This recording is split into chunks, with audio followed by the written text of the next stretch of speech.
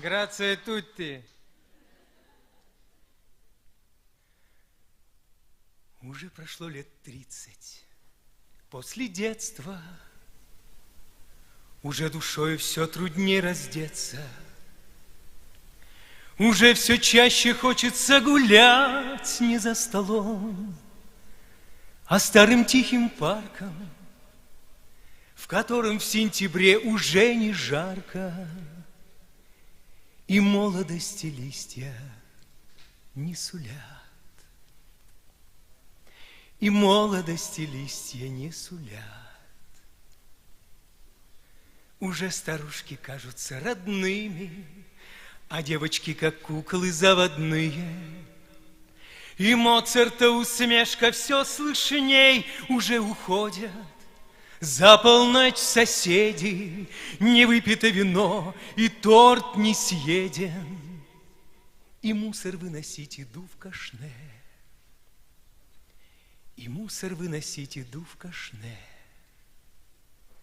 Уже прошло лет 20 после школы, и мир моих друзей уже не молод. Не обошли нас беды стороной, но ночь темна, а день, как прежде, светел. Растут у нас и вырастают дети. Пусть наша осень станет их весной. Пусть наша осень станет их весной. Уже прошло лет 10 после свадеб. Уже не мчимся в гости на ночь глядя, и бабушек приходим навестить на день рождения раз, и раз в день смерти,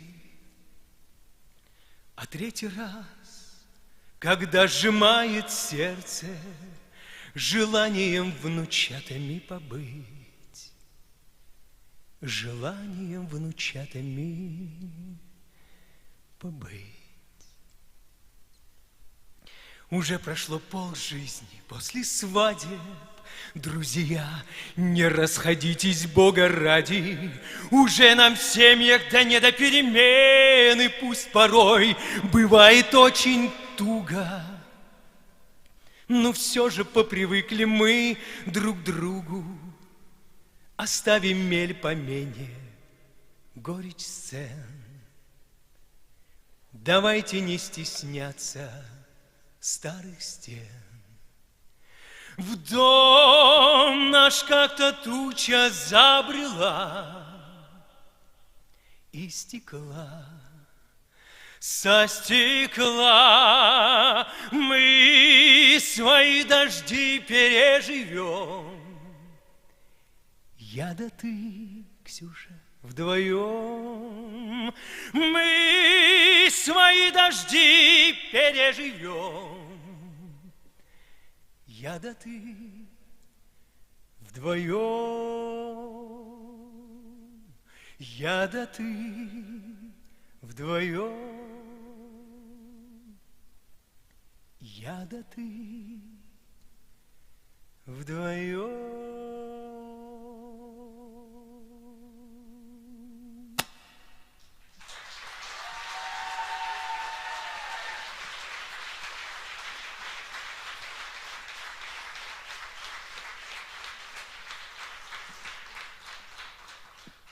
Всем здравствуйте.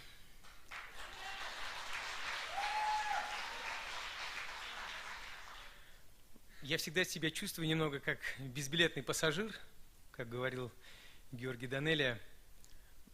Ну, вот такое чувство, да, что вот и удача, и сцены, и все, но такое чувство, как будто я немножечко самозванец, и я недостоин вот такого большого количества друзей, зрителей и где-то даже фанатов. И всегда немного себя чувствую скованно в этот момент. Как бы ни пытался повысить свои какие-то амбиции, не получается. Наверное, это все-таки звезды, наверное, это все-таки знак Скорпиона, который постоянно себя жалит и постоянно сомневается, и постоянно себя чувствует немного в одиночестве.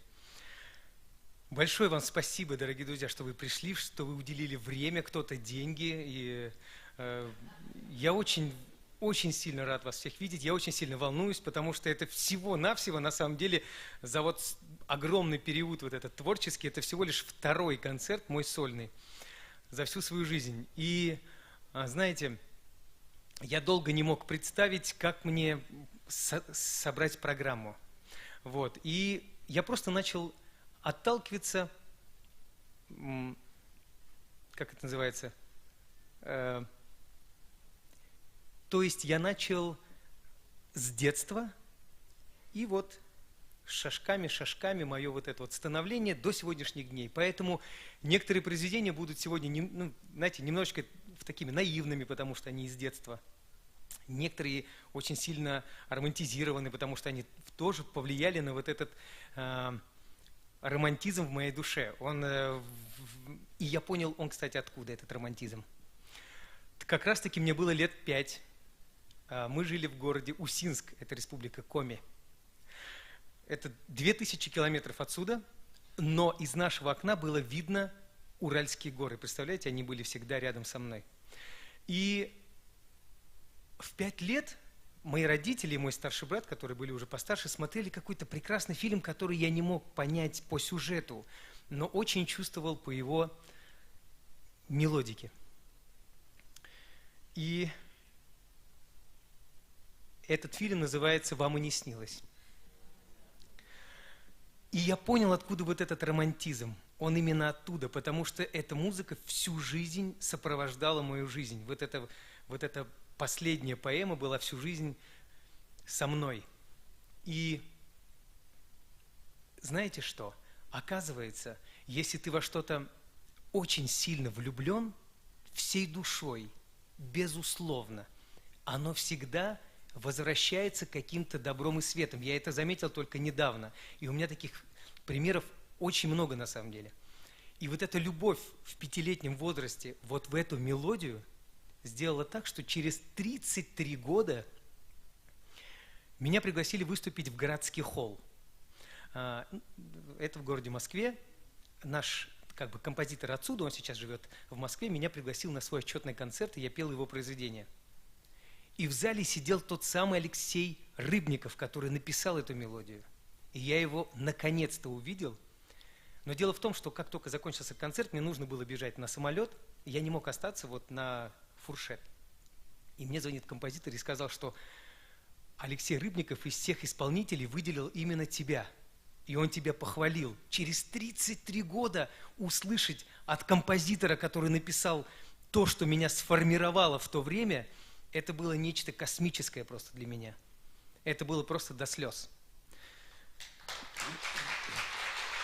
Спасибо. Поэтому следующее произведение будет, конечно же, последняя поэма. И помогут мне в этом мои просто вечные друзья уже. Во-первых, это заслуженный артист Республики Башкортостан, Республики Татарстан Вадим Закиев. Да, о нем я расскажу еще чуть позже.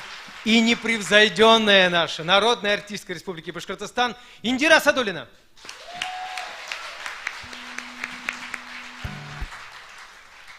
И так как это мой день рождения, я вам позволяю многое. Вы можете петь вместе со мной. Если где-то хотите, можете танцевать даже медленный танец. Потому что сегодня праздник, шампанское было именно для того, чтобы немножечко расслабить. Потому что мы уже немножечко расслабились.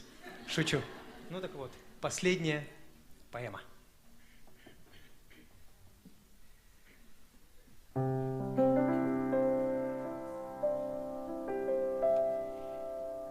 Ветер ли старое имя развея, нет мне дороги мной брошенный край.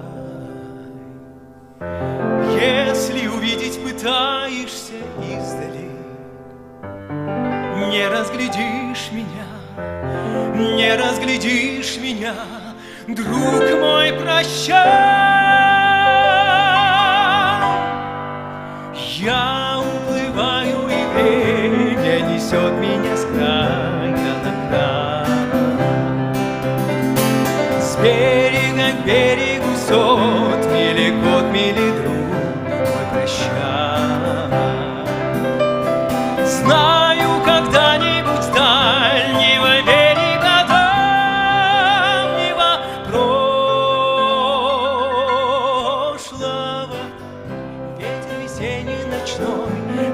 принесет тебе вздох от меня.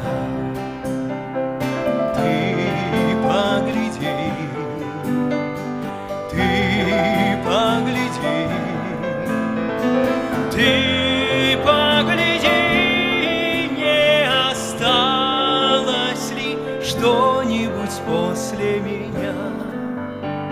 В полной забвения на поздней окраине жизни твоей. Ты погляди без отчаяния, ты погляди без отчаяния. Вспыхнет ли, примет ли облик бесвестного образа, будто случайного? Ты погляди без отчаяния, ты погляди без отчаяния. Это не сон, это не сон, это вся правда моя, это истина. Смерть, побеждающий вечный закон, это любовь моя, это любовь моя, это любовь моя, это любовь моя, это любовь моя, это любовь моя.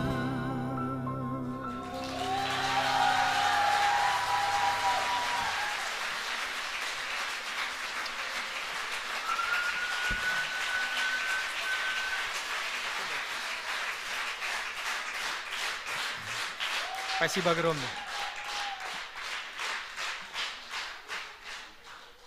Ну и знаете, так как у меня нету никакого сценария, потому что я его точно забуду, потому что мы, как все вокалисты, это ведущий очень хорошо запоминает. Да, Лиль, ты здесь? Лиль здесь, нет? Да, да, это вот именно они очень это хорошо запоминают. Я не очень, если честно, поэтому у меня только такие наброски. Но следующее произведение... Вот я вырос, да, вот мне 5 лет, вот мне уже 15, грубо говоря, мы уже переехали в Башкирию, в город Белебей, и мой брат, он здесь, кстати, в зале, его зовут Рустам, он, что, ушел? Позовите его обратно. Ну так вот, да, он поступил в сельхозтехникум, а я еще учился в школе. Мне было 13, ему было 17. И вот его друг Наиль, который, кстати, тоже в зале. Вот представляете, с тех пор, представляете, они друзья, он очень хорошо играл на гитаре. Мы так думали, что хорошо. Сейчас-то я понимаю, что так себе он играл на гитаре. Он начал, ну как бы Рустам его попросил, и вот он начал нас учить на гитаре.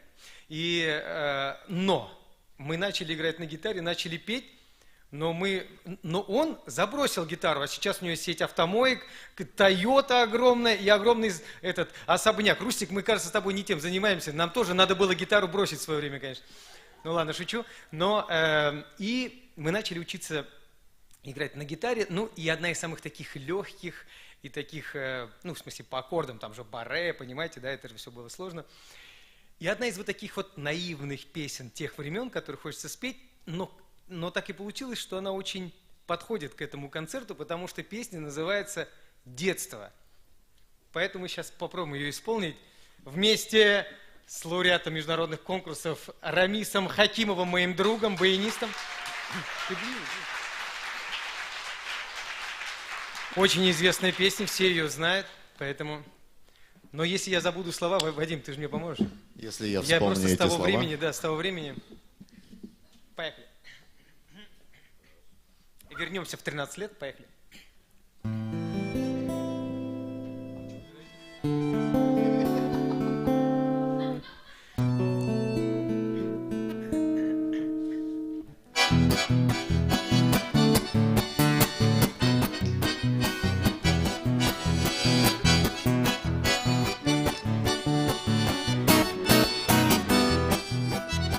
Детство, детство, ты куда бежишь?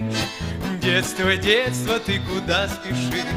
Не наигрался я еще с тобой, Детство, детство, ты куда постой? Я хочу опять по крышам бегать, голубей гонять, дразнить Наташу, дергать за косу, на самокате мчаться по двору. Старушки искоса на нас глядят, не узнают вчерашних забияк. А мы с Наташкой по двору идем, и нет нам дела больше нипочем. Я хочу опять по крышам бегать, голубей гонять, дразнить Наташку, дергать за косу, на самокате мчаться по двору. Соло, рамис!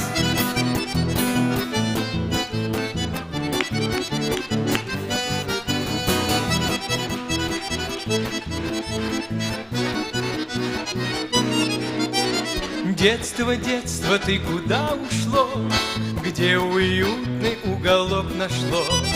Детство милого мне не догнать, остается с грустью вспоминать. Я хочу опять по крышам бегать, голубей гонять, дразнить Наташку, дергать за косу, на самокате мчаться по двору, на самокате мчаться по двору, на самокате мчаться по двору.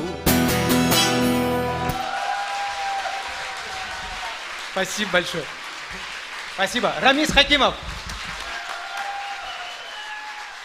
Вадим Закиев.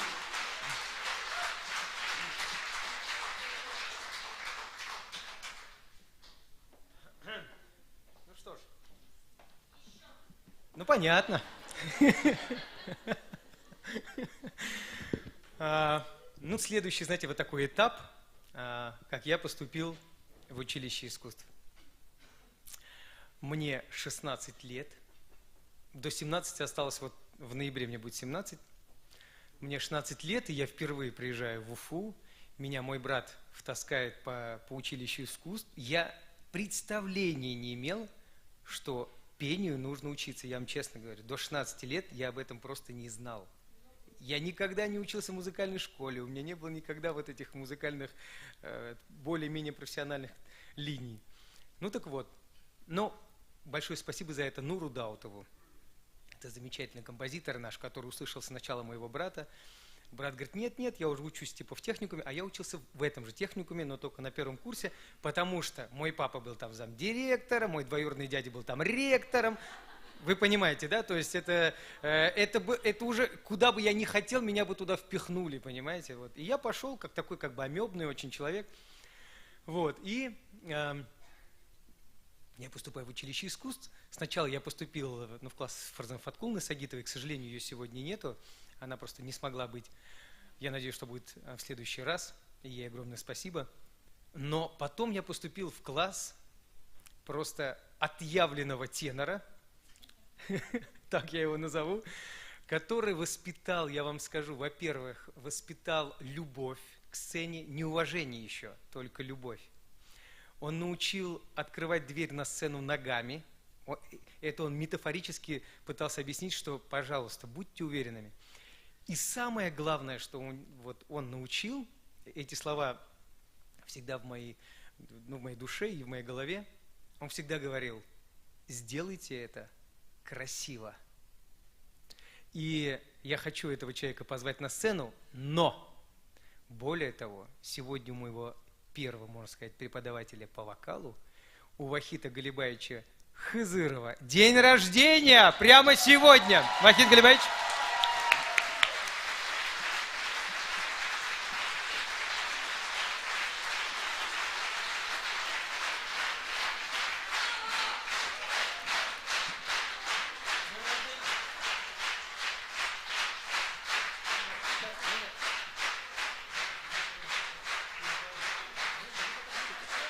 Вы пока постойте, пожалуйста, да. Мы с ним споем чуть позже, но я бы очень хотел, знаете, я хочу рассказать, что этот человек доказал, что Моцарт родился в Абзелиловском районе. Он народный артист Республики Башкортостан, это раз. Во-вторых, вот скажите, как это правильно. Вы получили Вахит Галибаевич недавно, он уже сейчас очень редко поет, но очень много пишет. И недавно он получил в Москве, как это называется? Имперская культура. Медаль «Имперская культура». Он внес непосильный вклад в писательское искусство, представляете? И у него есть очень прекрасные зарисовки. Вахид Галибаевич, вы можете садиться, но я хочу именно сам рассказать эту историю. Ну просто этот человек дал основу основ. Более того, он преподаватель и мой, и Вадима, и какую-то часть был даже преподавателем Айгиза Ханова, который в нашей же группе. Представляете? Вот этот человек, основа, наша профессиональная основа. Ну так вот, Вахид Галибаевич невероятный выдумщик, и у него есть прекрасные истории, в смысле прям на реальных событиях, потому что по Моцарту понятное дело, что он это выдумал, и он говорит, что на самом деле его звали не Вольфганг Амадей Моцарт, а Вольфганг Ахмадиула Мошарт. Как-нибудь я хочу устроить вечер, где он будет рассказывать все свои истории, мы здесь просто будем валяться, дорогие друзья. Но вот одна из них, мне просто хочется рассказать. Ксюша просила говорить чуть меньше, но я эту историю просто не могу не рассказать. Я ее расскажу чуть-чуть по-своему, ладно, Вахид Галибаевич? Вы меня не поправляйте, это бесполезно. Вахид Галибаевич со своей женой Марией Анатольевной... Кстати, ну простите, пожалуйста, Мария Анатольевна, это его супруга и наш бессменный концертмейстер.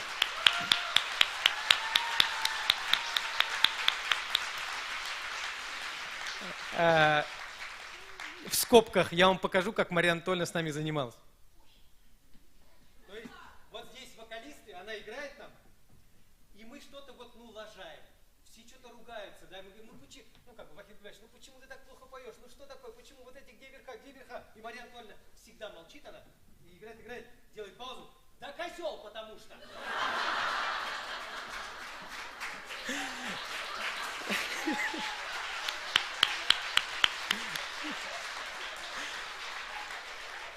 Мы ее за это обожаем, просто обожаем. Это просто... Ну так вот, Вахид Галибаевич... Что? У Вахида Галибаевича очень много. Рустам Шакбалов, Искандер Газизов, еще там плеяда, Радмир Хасанов. Эти певцы, они все здесь, и все достойные всегда аплодисментов и полных залов. Самые лучшие певцы, тенора и баритона самые лучшие. Сопрано, конечно, бесполезно. Ну так вот... Да и правильно. Да козлы, потому что... Ну так вот, как-то Вахид Галибаевич с Марией Анатольевной поехали в Абзелиловский район на родину к Вахиду Галибаевичу за мясом зимой. В то время у них была, скорее всего, семерка. Машина такая семерка, это было очень давно. И вот они едут зима в Абзелиловский район через горы, вот эти, да, все. Взяли мясо, то есть, но багажник-то грязный, и эти тазики все в салон, вместе с кишками вот этими, да, понимаете, да, все это положили в салон, потому что там чисто, и едут в Уфу.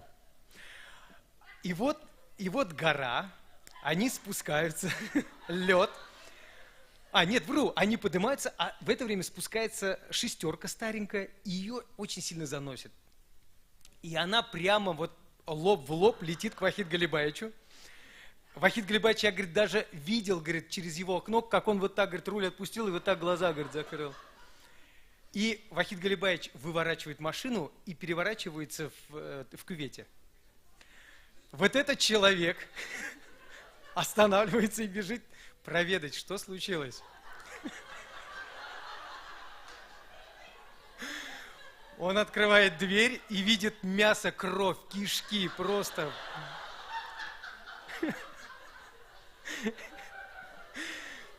В этот момент он падает в обморок.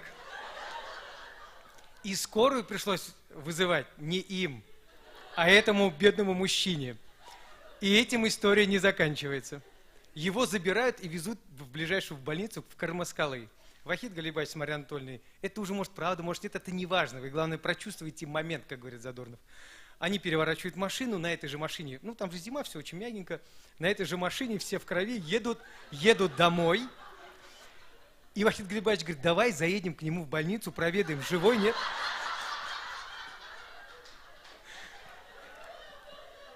Им дают белый халат, им дают белые шляпы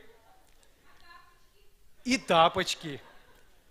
они заходят к нему в палату, он только-только открывает глаза и видит вот этих, которые только недавно умерли.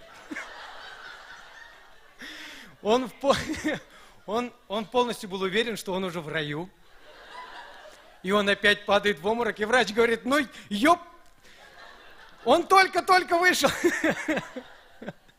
Вот такие вот, и вот таких историй у Вахид Гарибача просто, я вам говорю, просто куча. И это только одна из. Поэтому спасибо вам большое за ваше воспитание, за вашу любовь, за ваши истории. Я вас очень сильно люблю. Но, так как это все-таки училище искусств, мы вот только пришли, и на 2-м курсе я дико влюбляюсь в сестру моего однокурсника. Зовут ее Ксюша. И, кстати, эту любовь с первого взгляда мне повезло. У меня было такое в жизни. Айгиз, вот у тебя не было, а у меня было. Ну так вот, я влюбляюсь, и все последующие песни всегда были посвящены ей. Всегда. Но она об этом не знала, потому что я очень много лет молчал и ничего и не говорил, потому что я страшно заикался, это раз. Во-вторых, я очень сильно в себя не верил и не верил, что она может, такая небесная Ксюша, полюбить вот это вот худощавое, вот это вот как что-то. Вот, поэтому следующая песня посвящается моей супруге, потому что я всегда эту песню посвящал только ей, когда нам было 18. И поможет мне в этом, опять же, Вадим Закиев. И, кстати, он будет прям, видите, да? За рояль человек. Готов. И второй человек, это, знаете, мы с ним недавно только так сильно сдружились, и помогло нам в этом нам помог, во-первых, совместный концерт и немножечко коньяка. Роберт Мамяшев. Лауреат международных, замечательный музыкант. Впервые исполняется вот в таком вот дуэте, имеется в виду, музыкальном. Поехали.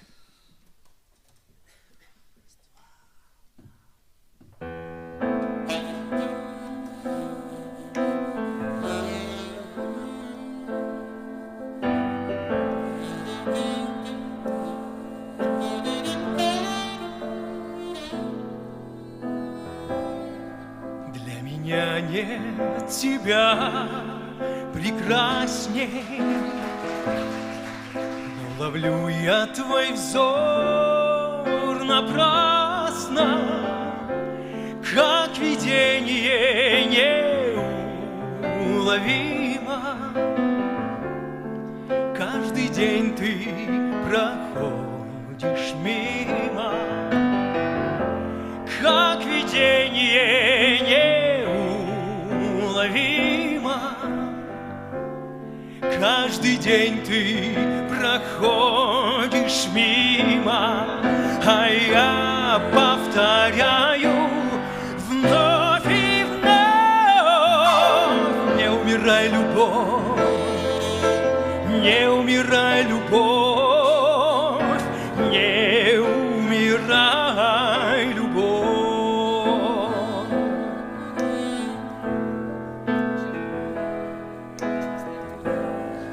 Если пристально ты взглянула, и улыбка на миг мелькнула, но в глазах твоих лед и стужа,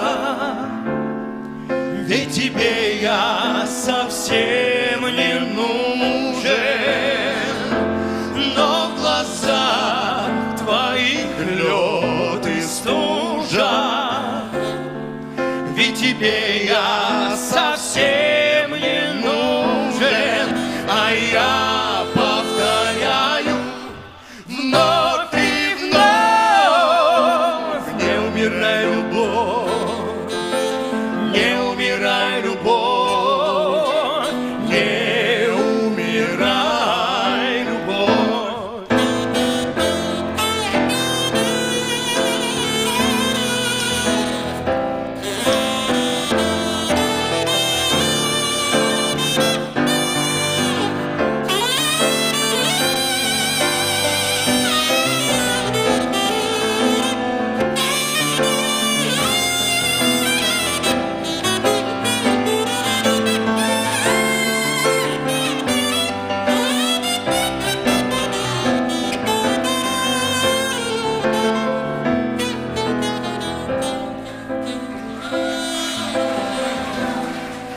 но я верю, что день настанет, и в глазах твоих лед растает, Летним зноем вдруг станет стужа, и пойму, что тебе я нужен.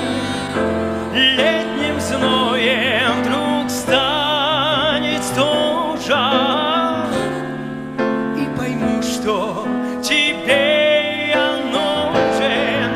а я повторяю вновь и вновь: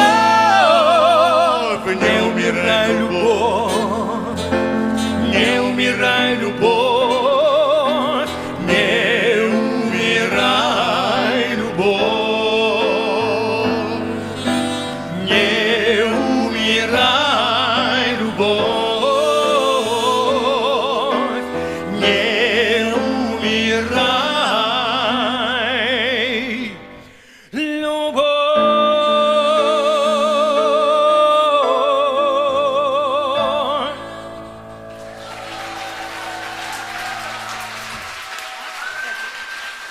Роберт Мамяшев, Вадим Закиев и моя теща. За любовь к моей дочери. Это она говорит за любовь К моей дочери. да, к моей дочери. Спасибо. С днем рождения. Спасибо большое, мама. Да, оставь. Все, у меня голос сел, на этом концерт, наверное, закончится. Да, а мы пойдем сейчас, да, еще дальше куда-нибудь по улицам будем ходить, как Марио Ланцо, он вот так вот вместе со своими зрителями шел по Италии и пел. Да, Элио, ты же знаешь, ты же там был. Да, Сейчерто. И я рассказываю о своем, ну, то есть это училище, последний курс, и мы должны сдать актерское мастерство. И там нужно было спеть какой-нибудь дуэт или что-то сольное, но вот с такими вот как бы актерскими, с такими вот вставочками, эта оценка шла в диплом. И вот на следующий день экзамен, но как обычно, мы, конечно же, где-то в парке, где-то поем, где-то немножечко выпиваем. И я встаю на утро, я одеваю костюм и ложусь обратно спать. Я так и не сдал этот экзамен, а ребята все сдали. Ну и так вот. И здесь мне звонят вечером уже, мой преподаватель, и говорит: а завтра экзамен ты сдаешь в 10.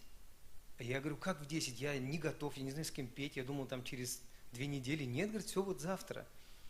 Я быстренько звоню Диане Даутовой, это дочка Нуры Даутовой, мы с ней вместе учились. Я говорю: Диана, давай что-нибудь быстренько вместе красивое споем и изобразим любовь. Она сказала: хорошо, давай мы споем песню «Как жизнь без весны» из «Гардемаринов». Я сказал: окей, хорошо, а играть мне некому. Там было, Мария Анатольевна, нет, там то ли выходные какие-то, я не знаю, ни нот нету, во-первых, да. Вадима нет, я не могу до него дозвониться. И тут Вадим приходит поздно ночью, ложится спать, и я понимаю, что мне сейчас его придется будить его в 9, чтобы он нам помог. И он, как бессменный музыкальный человек, проснулся, но только матерясь, конечно, он проснулся и говорит: ну, все хорошо, пойдем. К сожалению, сейчас как бы Диана, она живет не в Уфе, поэтому сегодня за место Дианы, мне кажется, просто превосходно споет наша коллега, лауреатка международных конкурсов, солистка нашей филармонии Гульшат Герфанова.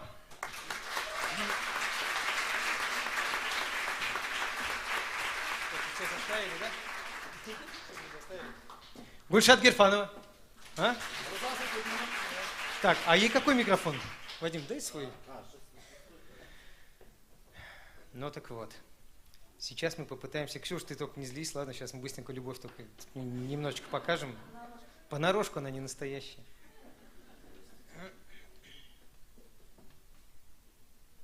У нас сегодня такой между собойчик, поэтому где-то микрофона нет, где-то еще что-то, ничего страшного. Сразу? Да.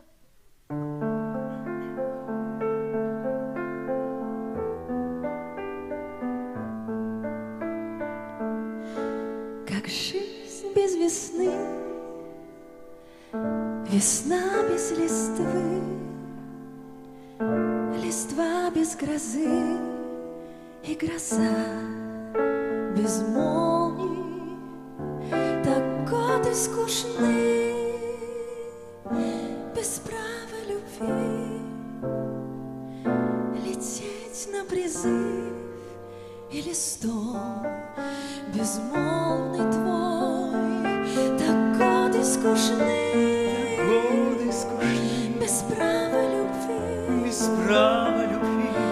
лететь на призыв и листом безмолвный твой. И вы не предскажешь беду. Зови, я удар отведу. Пусть голову сам за это отдам. Гадать о цене не по мне, любимая. Пусть голову сам за это отдам. Гадать о цене не по мне, любимая. Дороги любви Дороги любви у нас нелегки, у нас нелегки. зато к нам добры белый мох и клевер. Полны соловьи счастливой тоски. Счастливой тоски И весны щедры, возвратясь на север к нам. Земля, где так много разлук, сама повенчает нас друг. За той, что верны мы птицам весны, они и зимой нам слышны, любимая. За той, что верны мы птицам весны, они и зимой нам слышны,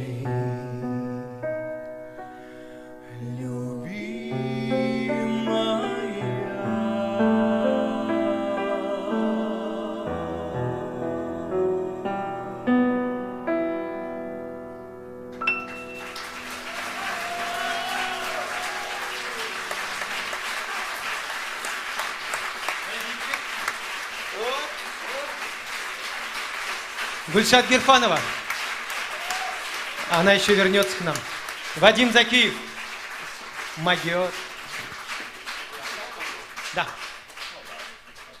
Ну и так вот. Пятерку. Ну так вот. Заканчиваем мы. И тут у нас Вахид Галибаевич, да, все вместе, Фарзана Фаткуловна, Мируша Галиевна принимает у нас экзамен. И Вахид Галибаевич дает прекраснейшее просто произведение на госэкзамен. Итальянское произведение. Элио, если где-то будем ошибаться, не кричи. Произведение называется «Идеал». Если можно, Вахид Галибаевич, споем? Спасибо. Индира Садулина, Вахид Кызыров. Оба народные. Да? Вадим, твой, да. Мы бы спели, конечно, без микрофона, да, чё уж, потом как-нибудь, да. Конечно, в Шаляпинском деле. Кого уже удивлять? Если можно холо, ладно, Вадим, и чуть-чуть чувствительно спевать. Вернемся в училище искусств и в классику. 1, 2, 3, 4. Браво. Ну так.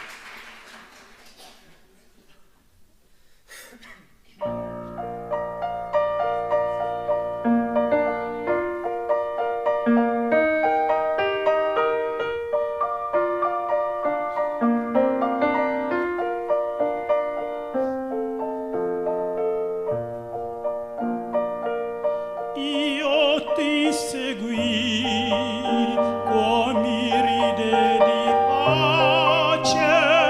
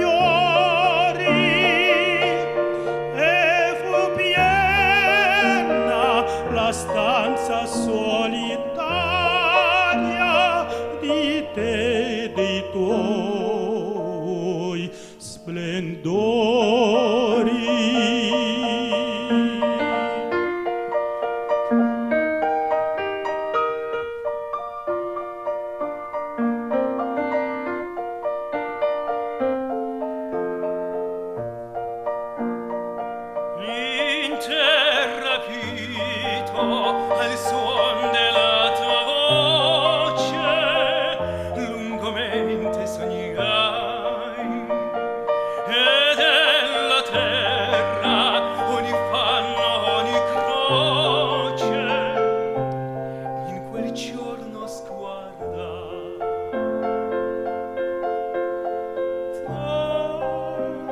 torna caro ideale torna un istante sorridermi ancora e a me risplenderà nel tuo sembiante una bella aurora,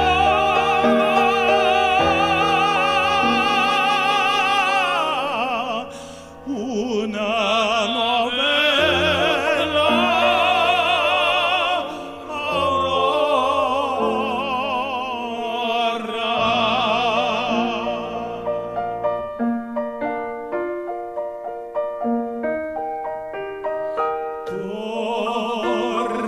Torna caro ideale,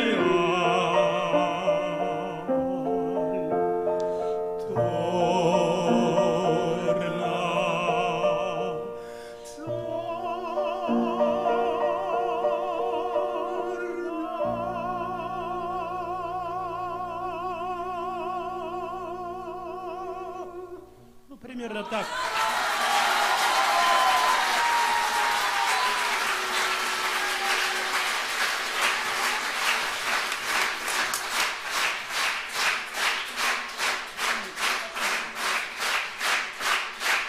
Вахид Кызыров, Индира Садулина.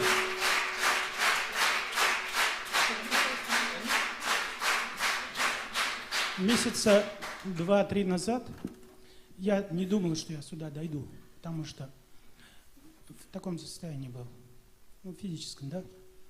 Но врачи сделали все, хирурги, неврологи сделали. Я хожу, вот видите, нормально уже. Но мне, знаете, что нужно было?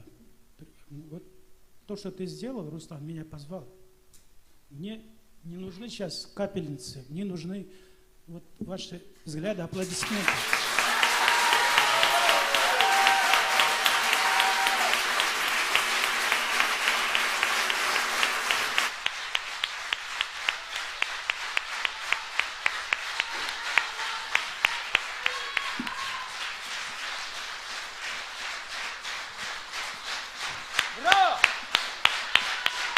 Спасибо.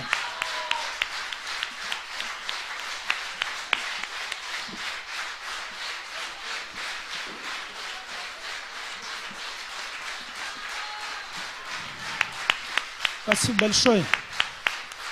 Вы знаете, я до этого дня, до своего дня рождения, конечно, и это было, и тяжелые потери в прямом смысле.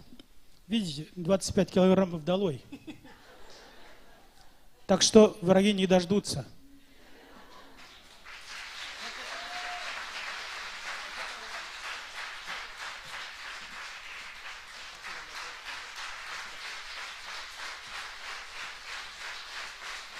Вахид Кызыров.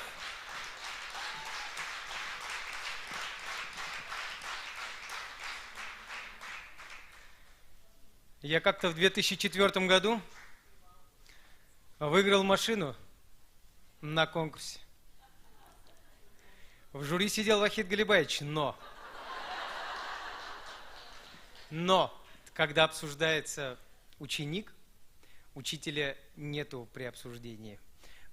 И там сидели такие мастодонты, которые были, ну, не за, да, которые хотели дать гран-при другому человеку. То есть это его заслуга только с точки зрения научить вокалу. А все остальное – талант.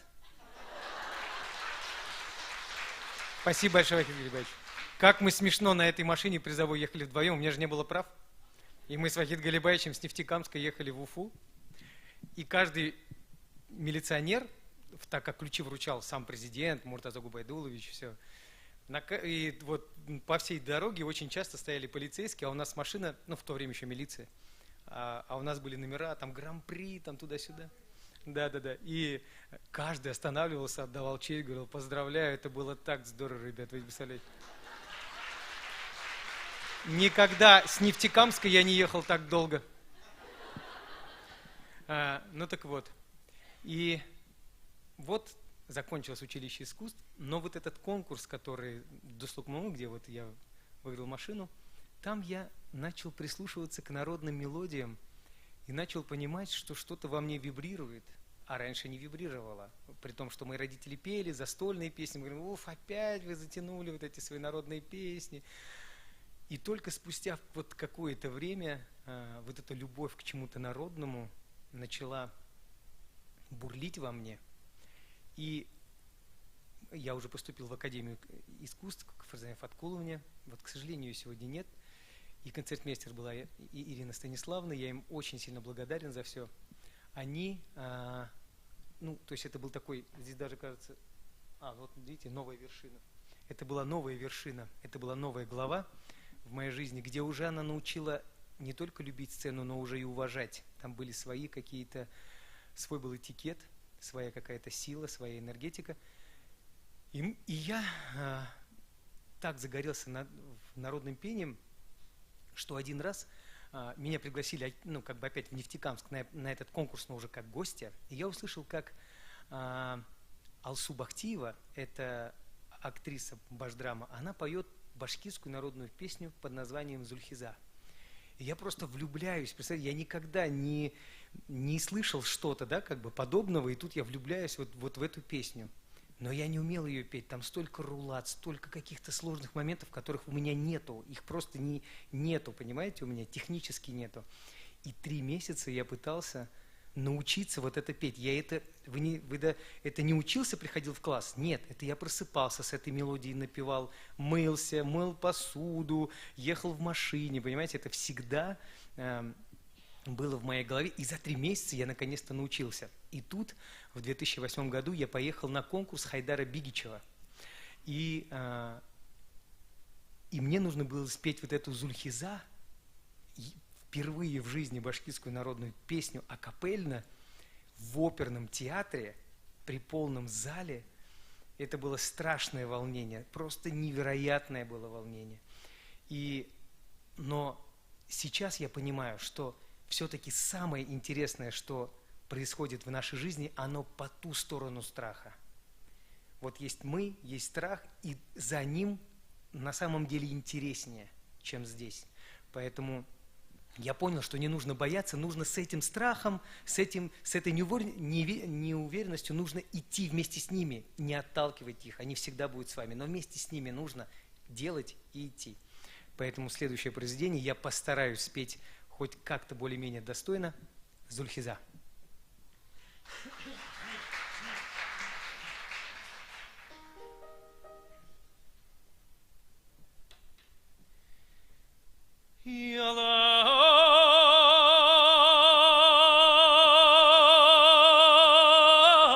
Yalan dağına yerden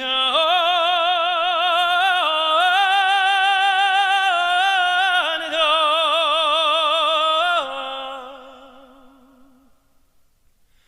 bulan kilem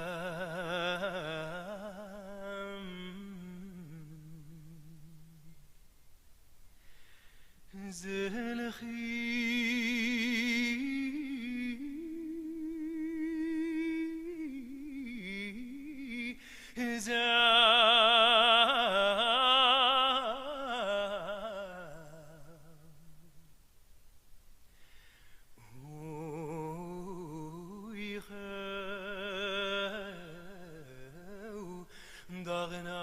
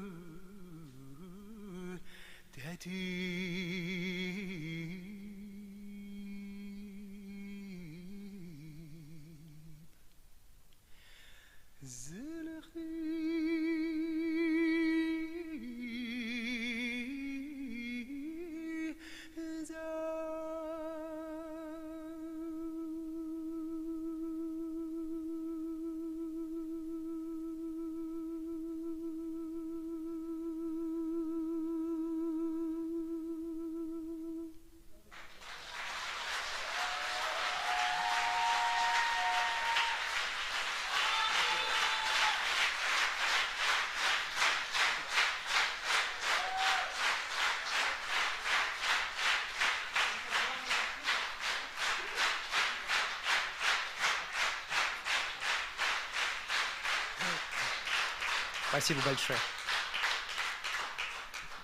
Ну так вот.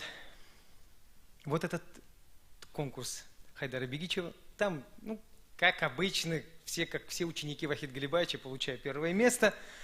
И на гала-концерте нужно спеть невероятно сложную вещь из репертуара Ильгама Шакирова, но которую и пел Хайдар Бигичев. Произведение называется «Кит Мясен Дураш».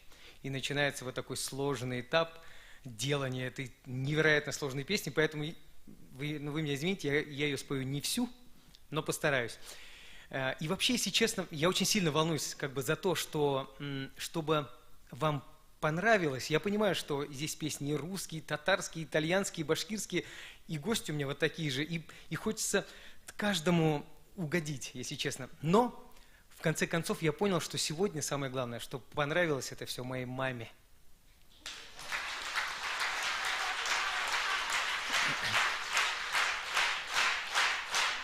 Но про маму я скажу еще отдельно, поэтому, мам, для тебя. Индира Асадуллина. Попробуем. Вадим, там чувствительный слон, то есть голос.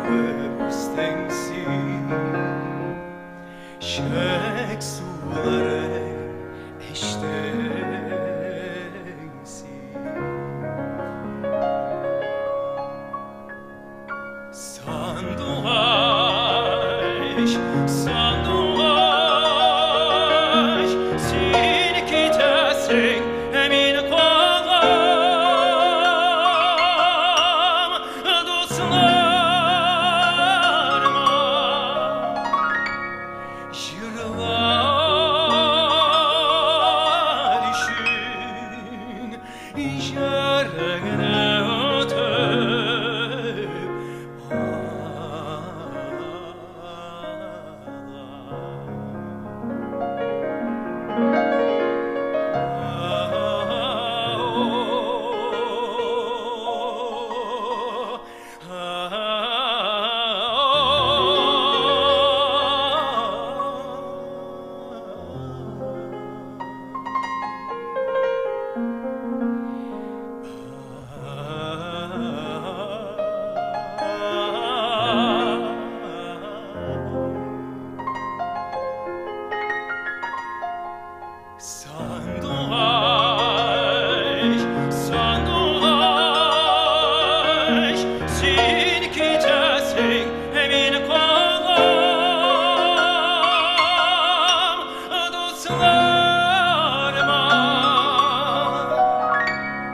Jırlar için yarına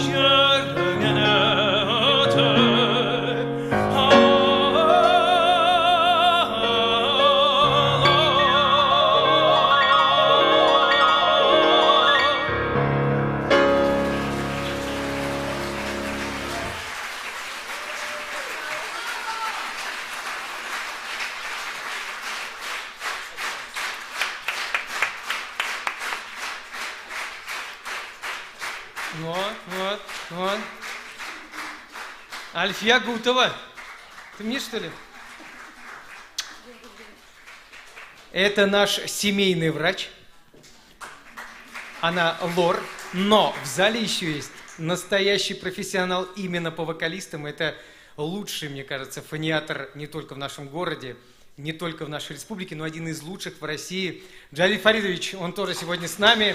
Это тот, кто нас лечит именно связочки. Спасибо вам большое. И спасибо, что вы пришли. Ну так что ж.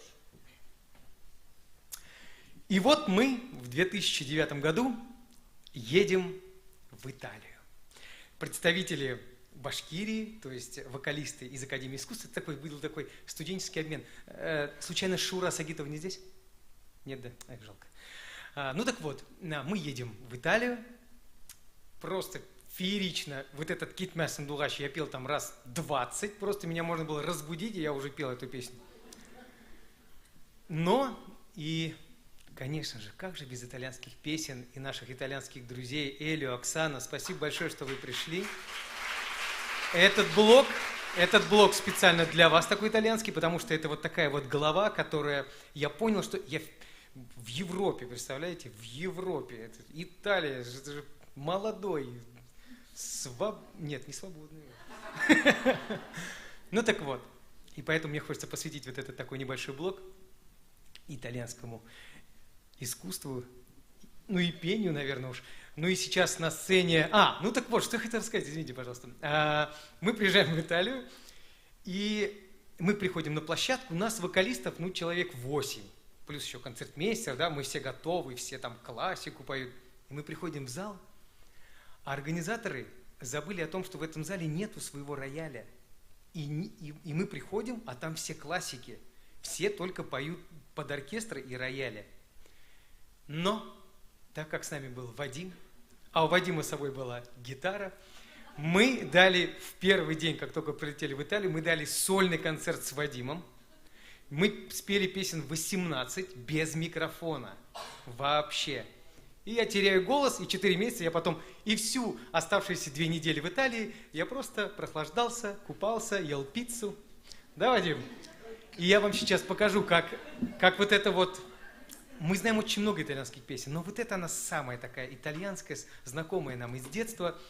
Всегда поется под рояль или оркестр, но в этот раз мы ее споем под гитару, так сказать, воспроизведем тот день. Поехали, Вадим. Голос должен быть севший. А он уже севший.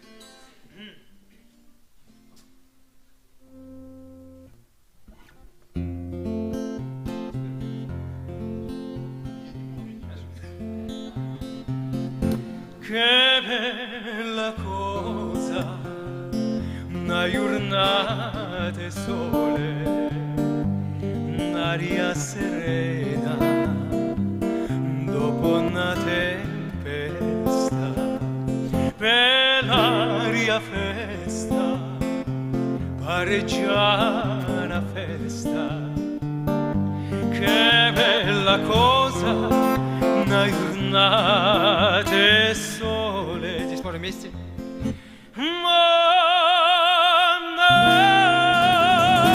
Mandato sole, chi venere, oh sole mio, sta in fronte a te.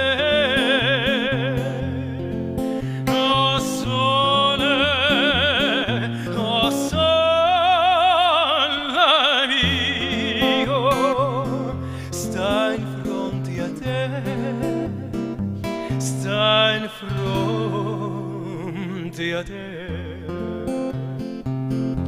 quando fa notte, o sole se ne scende, ma ve ne quasi una malinconia.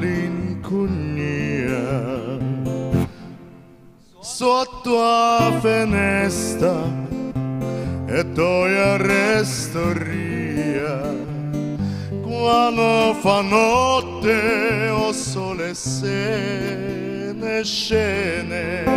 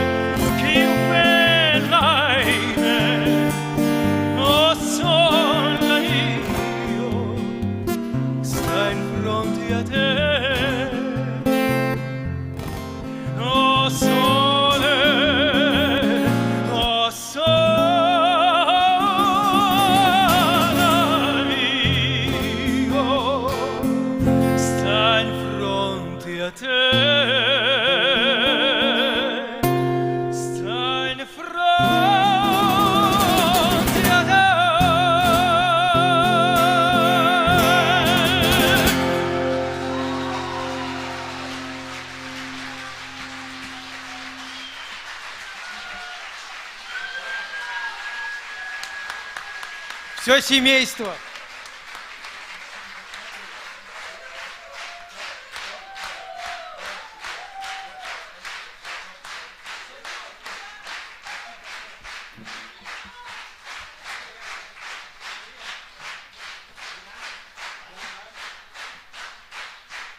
Элио говорит, это говорит доктор по голосу, а я, говорит, доктор по желудку.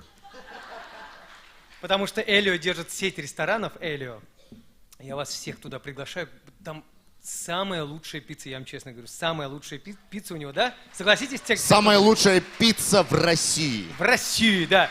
И более того, он сам поет. У него всегда такая атмосфера. Всегда приходите к нему. С тебя бесплатный обед, Элио.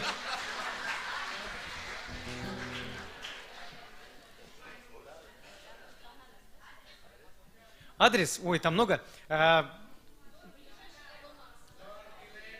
Карла Маркса, где мастер Вин, в Зинина, на Ленина, вот этот, где экватор, да, это очень большой.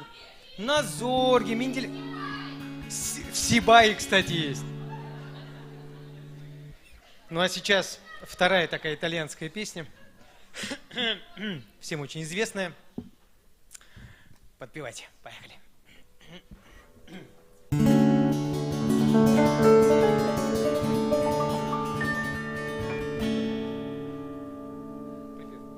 Penso che sogno così non ritorni mai più. Mi dipingeva le mani e la faccia di blu. Poi improvviso veniva dal vento lepito, ne incominciò a volare dal cielo infinito.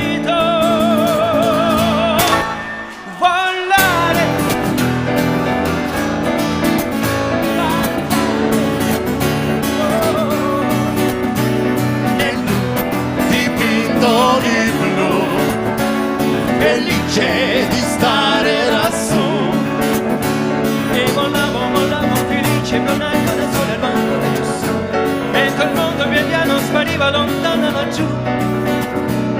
Una musica dolce suonava soltanto per me.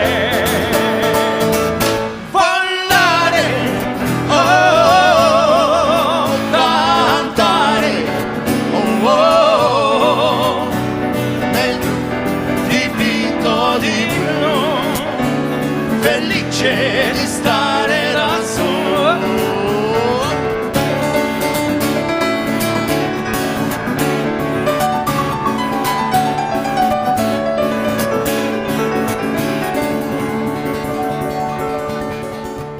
Ma tutti i sogni nell'alba svaniscono perché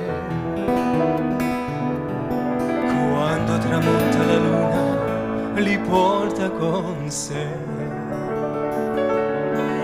Poi improvviso sogno del vento rapito e comincia a volare dal cielo infinito.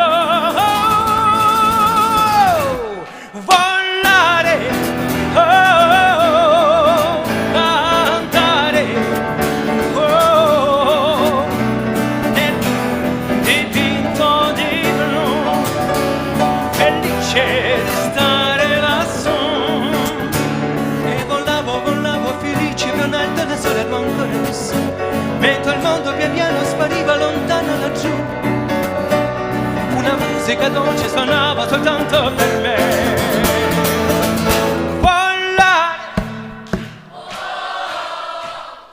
Cantare, oh, nel blu dipinto di blu, felice di stare lassù. Nel blu dipinto di blu, felice di stare lassù. Nel blu dipinto di blu.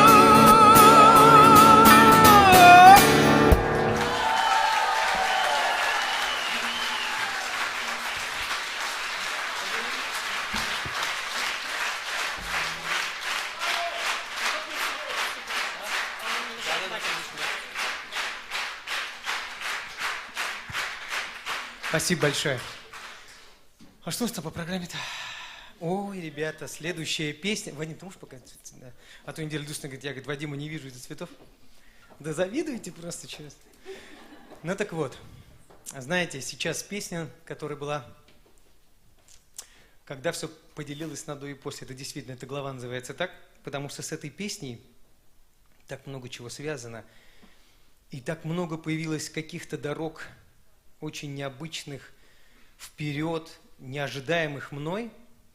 Я эту песню, то есть я даже с этой песней пел, с этой песней даже выступал в Карнеги-холл в Нью-Йорке, представляете? То есть это мекка просто эстрадных вокалистов. И появиться там, и с этой песней, это было просто невероятное что-то.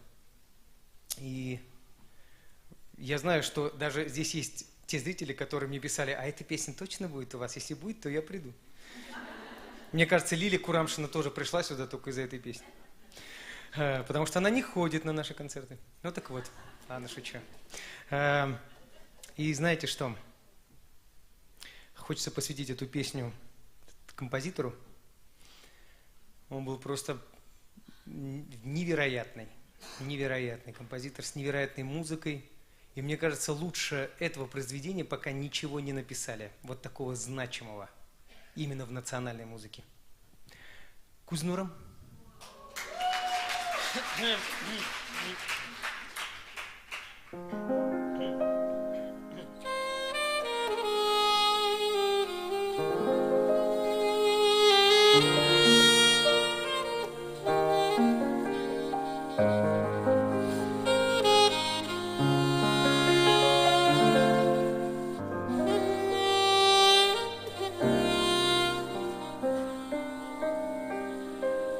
Син ураган yoluna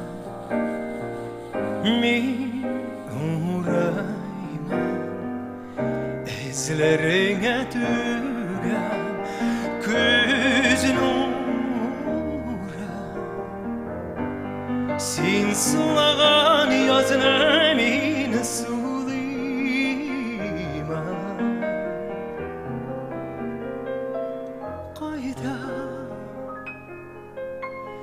Qaydağına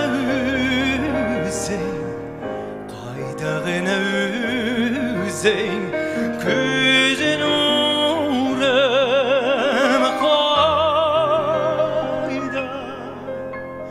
qaydağına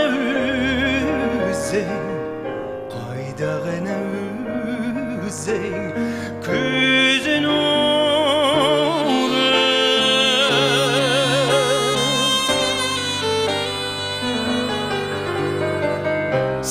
Suyergen tağlar min süyeler Berlerge kıyam güz nure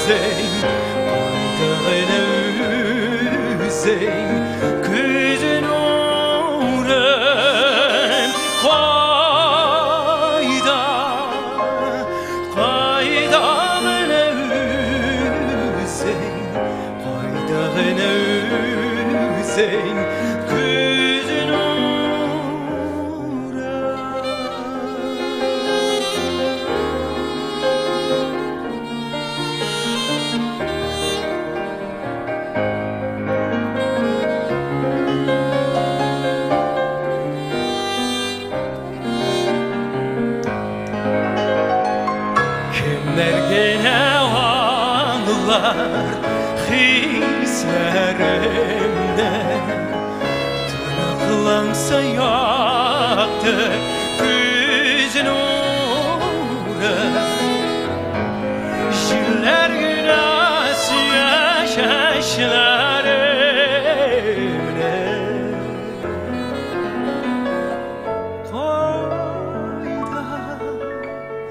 Qaydağını üzey Qaydağını üzey Gözün uğrun Qaydağını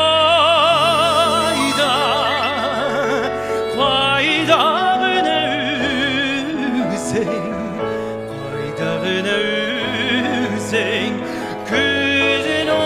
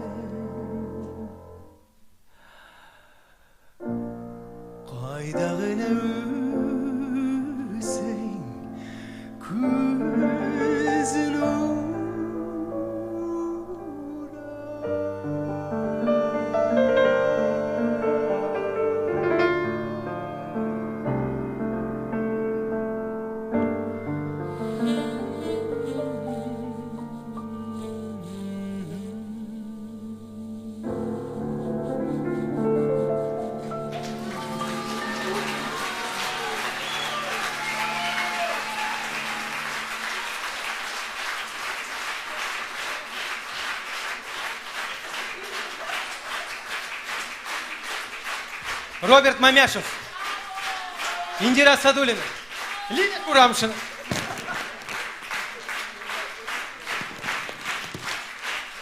Спасибо большое вам, Индира Ильдусовна.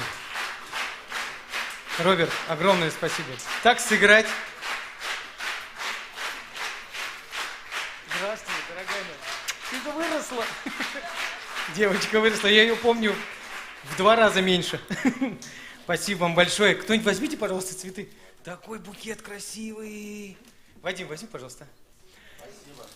Спасибо, да, Вадим, ты браво, браво, Вадим, браво, браво.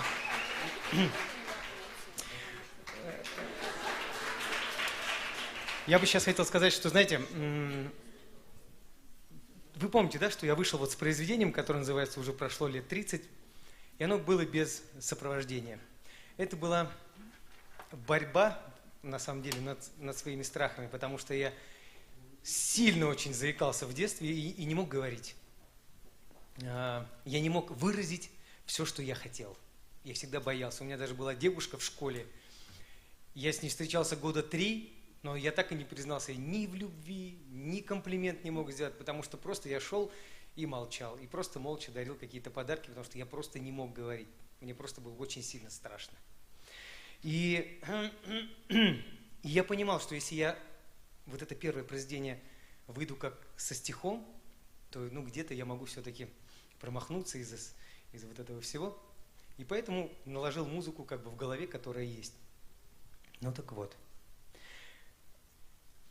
Возможность говорить что-то друг другу для меня это наивысший дар вообще. Вот особенно в современное время, то, что нам очень часто не дают говорить, а так хочется. И вообще весь этот концерт я задумывал для того, чтобы мы могли поговорить с вами. Хоть о чем-нибудь, неважно. Я даже вот специально сюда я поставил даже микрофон. Тот, кто хочет что-то сказать, говорите. Если даже хотите спеть, так спойте. И знаете что? Я понял, для чего это важный дар. недавно мы отдыхали на Павловке вместе со своими друзьями. Там Гриша, Оля и вот Лиля Курамшина, которая сейчас выходила, вы ее, наверное, многие знаете, она у нас человек очень медийный. И вот была тема про вот мечты, да, какие-то, и Лиля говорит, я хочу жить вечно, вот остаться вот в этом возрасте и жить вечно. Я так не хочу стареть, я хочу быть вот сейчас молодой, веселый и вечно. Представляете, всегда. Вот это ее главная мечта. Но потом я очень думал об этом, и на следующий день я у нее спрашиваю, Лиля, а вот представь, что тебе дают эту возможность. Тебе говорят, ты будешь жить вечно, ты будешь вечно молодой. Но у тебя заберут голос, ты не сможешь говорить. И Лиля, которая так жаждет вечности и молодости, она сказала, нет, без слов, без разговоров мне эта жизнь не нужна, вечная. Поэтому давайте не будем стесняться, будем разговаривать. То, что я не смог выразить тогда, я сейчас это восполняю. Поэтому, как бы Ксюша не ругалась и не говорила, что говори поменьше. Но мне хочется выразиться и сказать, что я очень рад с вами со всеми разговаривать. Пишите мне, звоните мне, я всегда этому рад.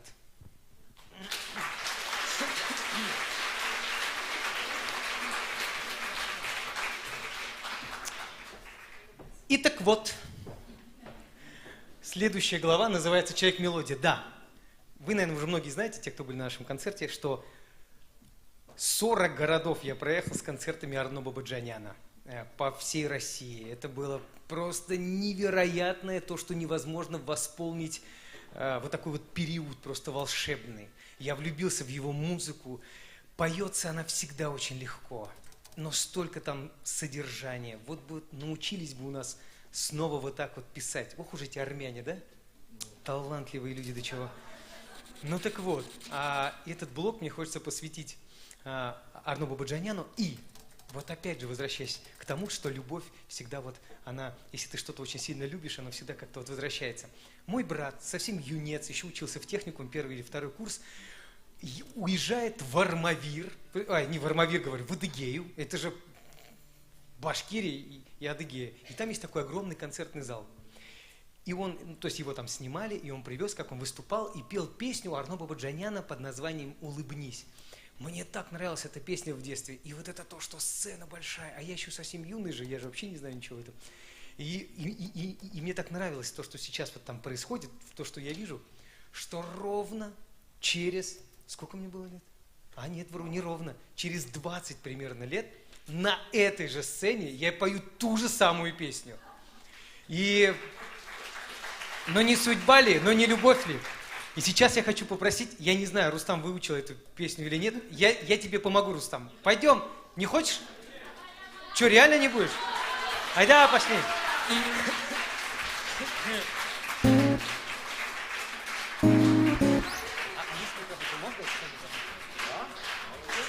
А он идет, нет?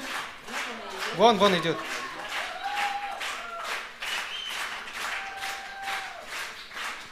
Мой брат Рустам Сайфудинов! Ну, попробуем, давай вот сюда, вот Индиру Ильдусовну не закрывай, у нее же здесь звездный час. Кстати, я хочу, если можно, я хочу просто вас сейчас предупредить, Индира Ильдусовна здесь с температурой 38 сейчас сидит. Она Поэтому герой. мне надо подальше, да, держаться? Она герой. Она человек, который еле-еле высидит. У нее... Представляете? Браво! Индира Садулина. Вадим Закиев, Роберт Мамяшев и Рустам Сайфудинов.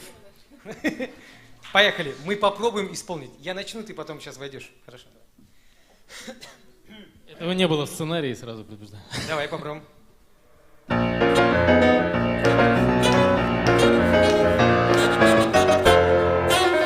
Что так робко стоит, о чем задумалась ты опять? Звучит веселый мотив, зовет он нас танцевать. Спеши, ведь песня не ждет. Она вокруг все зажгла, и если сердце поет, Я подскажу слова. Ла-ла-ла-ла-ла-ла-ла. Тебя зовут, слышишь, песней своей. О-о-о-о-о.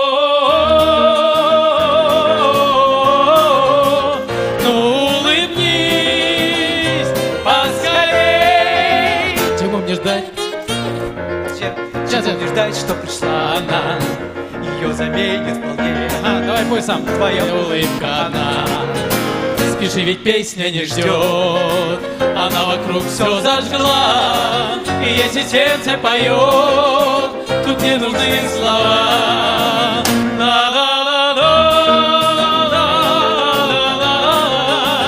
Тебя зовут, слышишь, песней своей.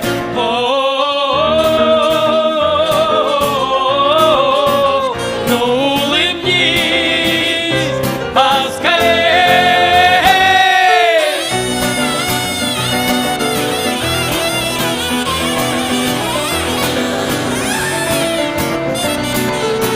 Когда танцуешь со мной, душа тобою полна. Пусть твое сердце поет, я подскажу слова. Пусть твое сердце поет, я подскажу слова. Пусть твое сердце поет всегда.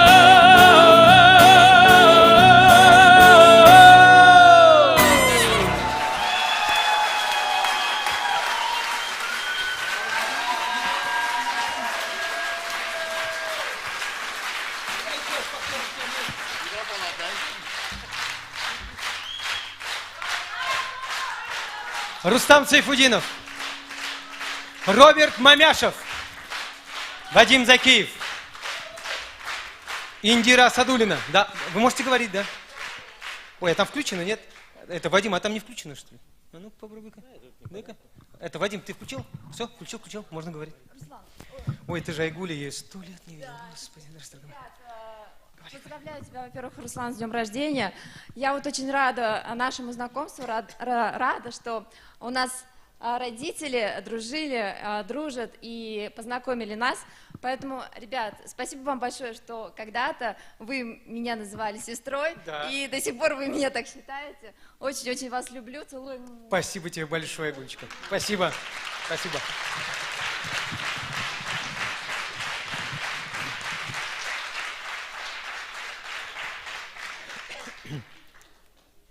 Если что, микрофон включен. Ну так вот, Арно Бабаджанян. Это тоже был такой немного переломный момент. В жизни были, там, знаете, я как будто бы, наша семья, вот вы можете это представить, меня не было 2 месяца, вообще дома меня не было 2 месяца впервые в жизни. И наша семья перешла в новый этап, где мы действительно поняли, что мы должны быть вдвоем. Именно вот эта пауза, она была очень тяжелая, там были свои какие-то последствия. Но именно через вот эти последствия, вот эти страхи, за этим страхом здорово. Здорово, не нужно этого бояться, не нужно бояться разлуки, нелюбви, себя не нужно бояться. Поэтому следующее произведение Арно Бабаджанян «Не спеши».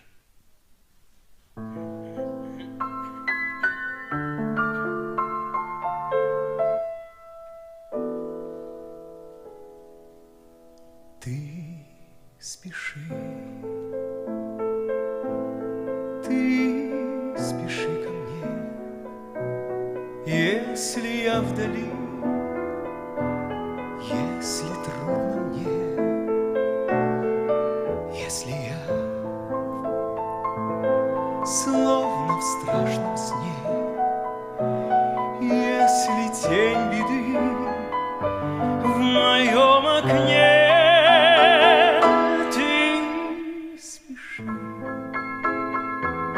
Когда видят вдруг, ты спеши.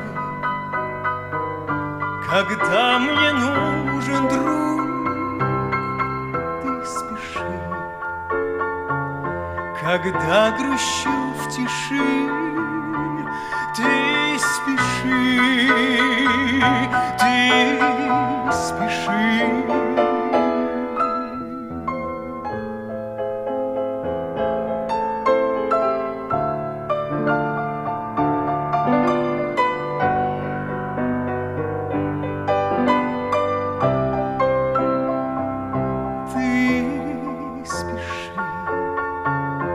когда грущу в тиши, ты спеши, ты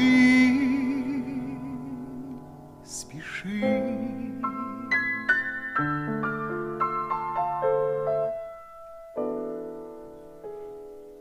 Не спеши,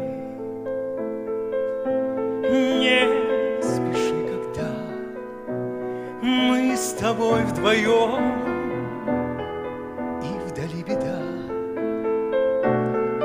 скажут да. Листья и вода, звезды, огни и поезда.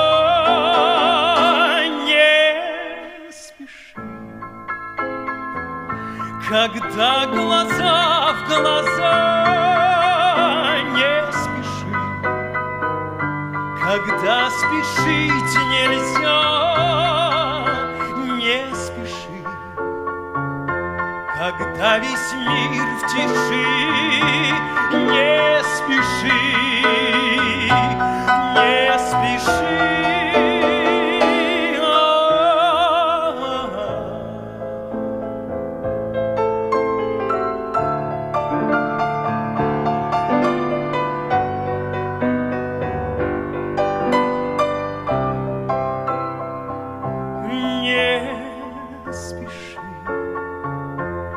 Когда весь мир в тиши,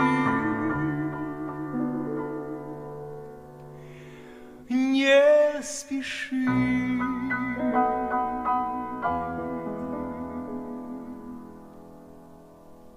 Не спеши.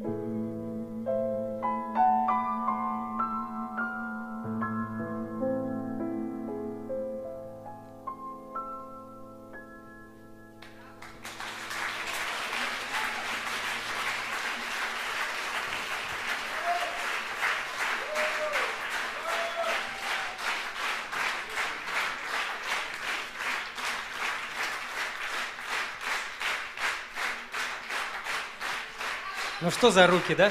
Индира Садулина.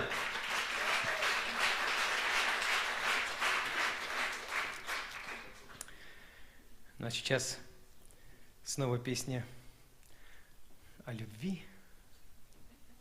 Ксюш, я опять с Гульшат уж, ну спою уж, чё уж. Гульшат? Гульшат Герфанова! А, ты здесь, дорогая. Песня называется «Мимоза». Это тоже Арно Бабаджанян. Песня неизвестная, она звучала только в одном очень малобюджетном неизвестном фильме, но песня просто чудесная. «Мимоза».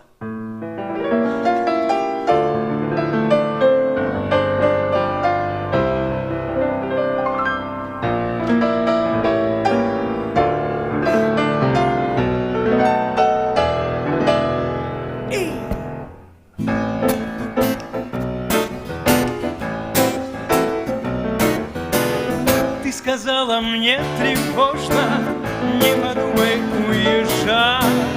Меня бросить невозможно, можно потерять. Ты, смеясь, меня просила, будь смелее и не жди. Укради меня красиво или уходи. Кружит голову мимоза, я приду опять. Любовь бросить невозможно, можно потерять. Кружит голову мимоза, я приду опять. Любовь бросить невозможно, можно потерять. Барабанит по террасе непонятный зимний дождь. Если ты не потеряешь, значит не найдешь. Выйду к парку 7:30, украду тебя при всех. Песню бросить невозможно, если есть припев. Кружит голову мимоза, я приду опять. Любовь бросить невозможно, можно потерять. Кружит голову мимоза, я приду опять. Любовь бросить невозможно, можно потерять.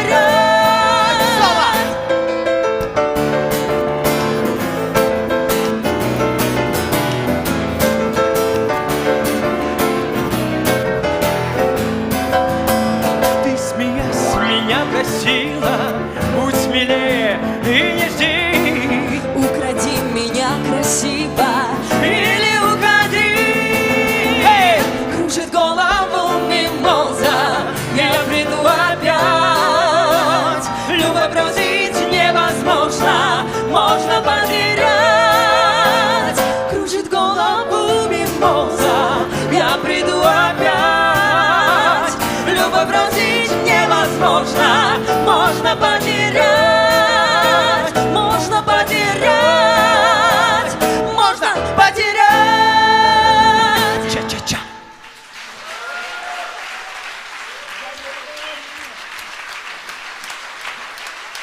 Гульшат Гирфанова, Индира Садулина, Вадим Закиев.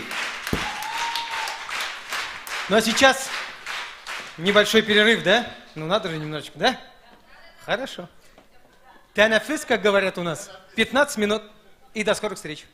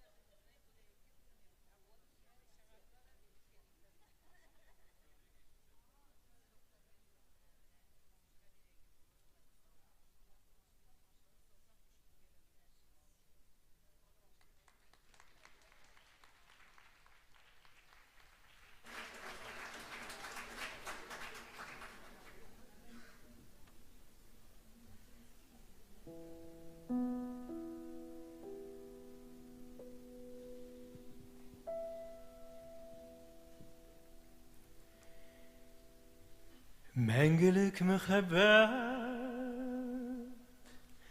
әнинең күзләре юлларға әйтелгән әтинең сүзләре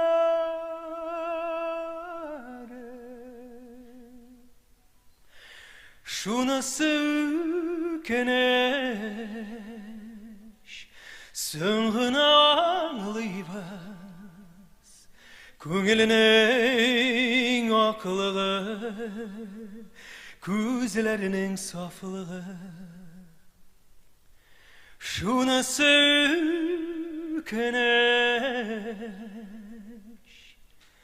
соң гына аңлыйбыз күңелнең аклыгы күзләренең сафлыгы күзләренең сафлыгы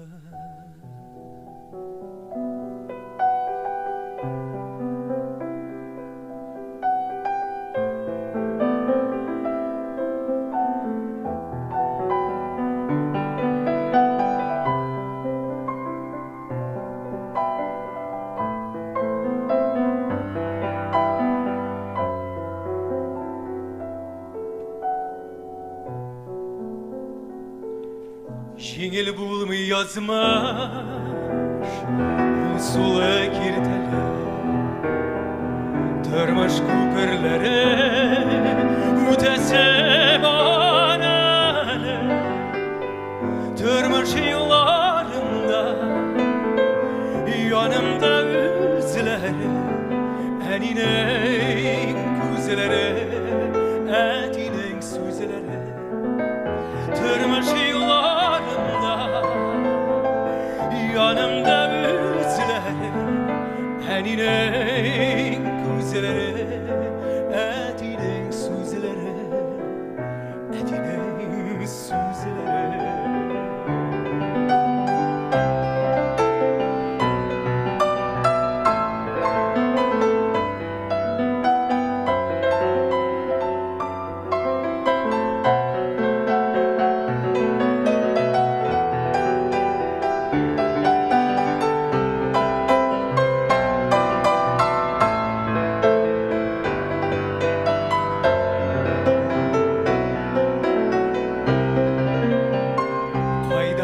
Taşlasa üzümüne yazmışlar Partaydı başı uçsa da yazmışlar Her vakit getirde saklar men üzlerim Ənineň küzlerin Ətineň süzlerin Her vakit hatırda saklar men üzlerin Ənineň küzlerin Ətineň süzlerin Ətineň süzlerin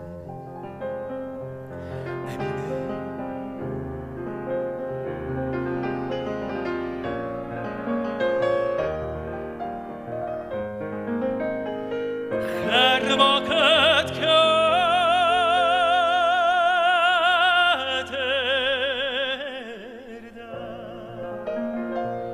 saklar men üzlerin Ənineň küzlerin Ətineň süzlerin Ətineň süzlerin Ənineň küzlere Ətineň süzlere Ətineň süzlere Ətineň süzlere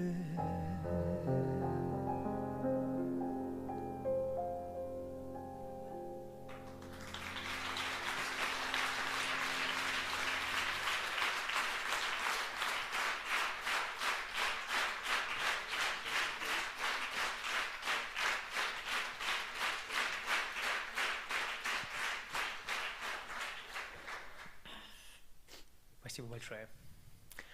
Этот год очень тяжелый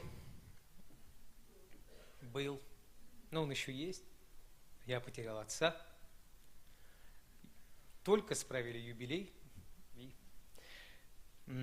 Мой отец был человек очень порядочный, даже чересчур, в крайней степени.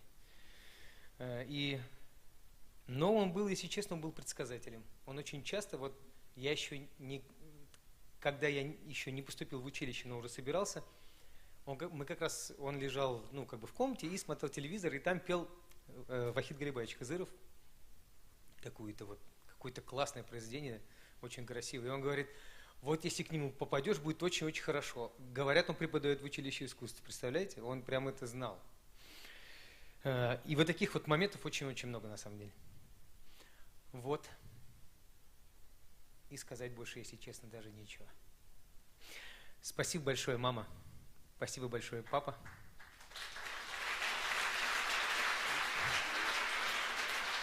И эта глава называется «Подарившие крылья». Мама, я знаю, ты не очень любишь букеты, ты не очень любишь цветы, но этот букет для тебя.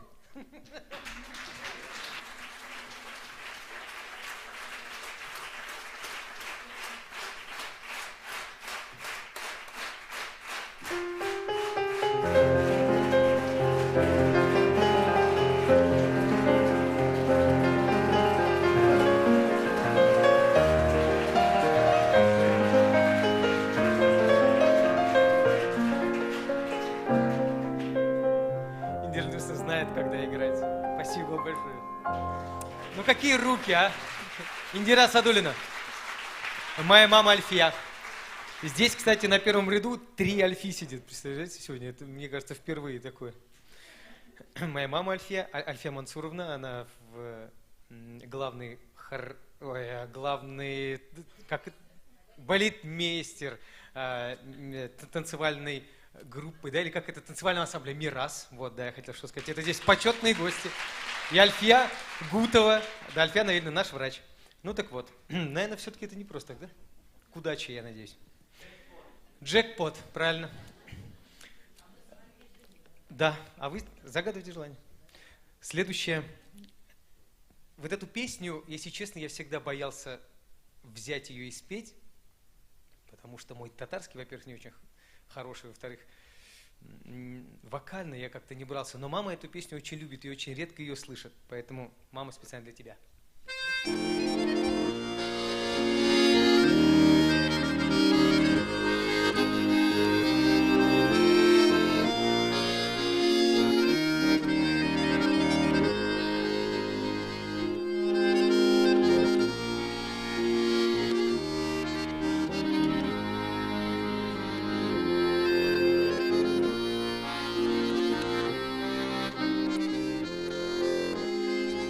Senin yanında uzan bu günleri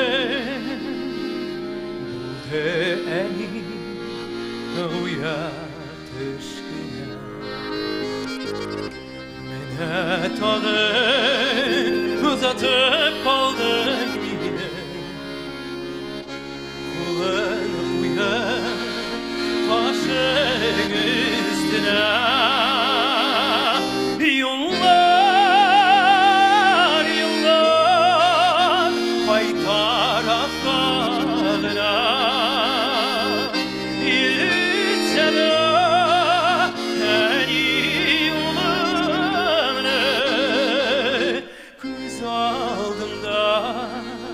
basıp durasız baş üstüne uyan kulağına.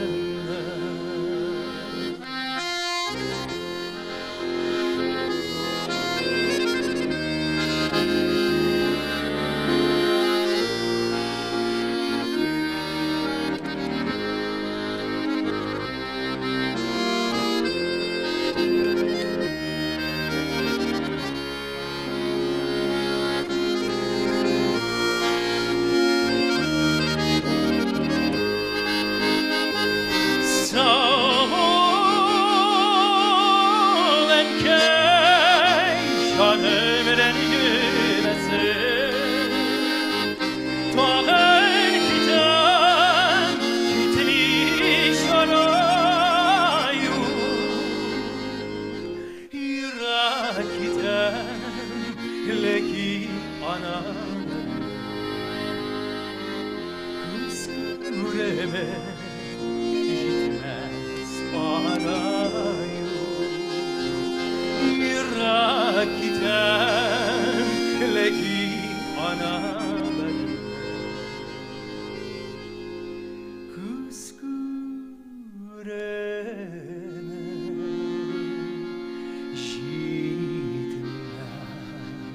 gitmez arayı.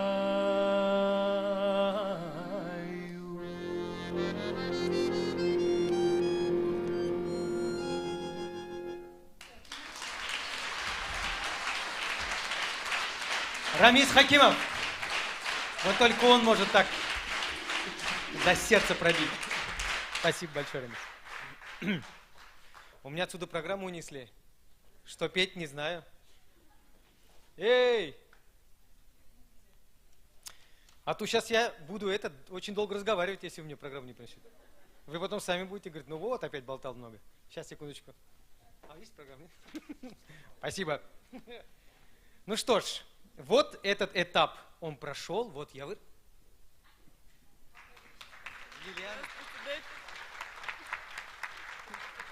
Спасибо. Мы вот первый раз видимся, но очень часто в Инстаграме чем-нибудь, какими-нибудь, комплиментами делимся. Спасибо большое, Лилиана. Ну так вот я уже вырос, уже там-сям пою, работаю, все хорошо. И тут рождается сын. А хотел я дочку. Потому что я думал, как можно мальчика целовать? Ну, он же мальчик, а хочется-то целовать.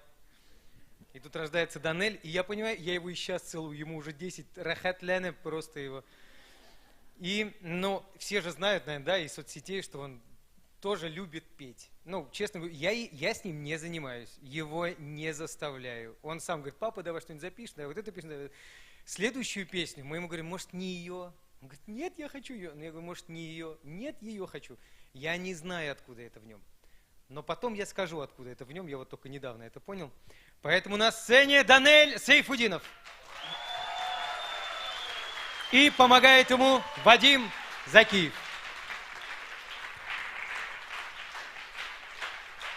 Ты ему дашь свою микрофон? Ты готов? Ну, если даже не готов, тебе все простят, ты маленький. Следующая песня, она называется «Что такое осень?». Это вот, а ну-ка, у тебя работает? Раз, два. Ага. Если можно, ему чуть погромче сделаешь, ладно, Вадим? Все, поехали.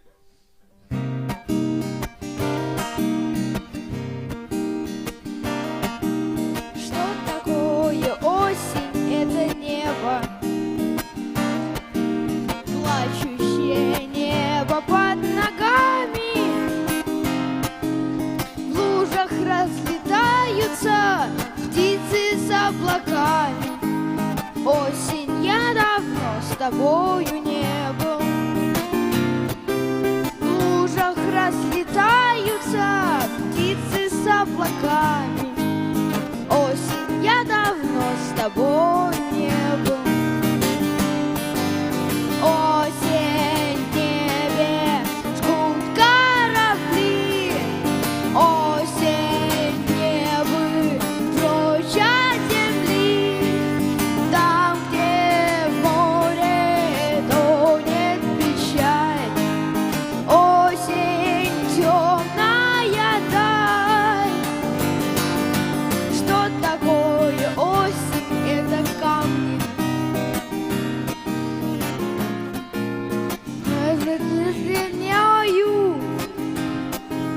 Осень мне напомнила душе о самом главном. Осень, я опять лишен покоя. Осень мне напомнила душе о самом главном. Осень, я опять лишен покоя. Осень в небе, осень в небе. Там, где в море тонет печаль. Осень, темная даль. Что такое?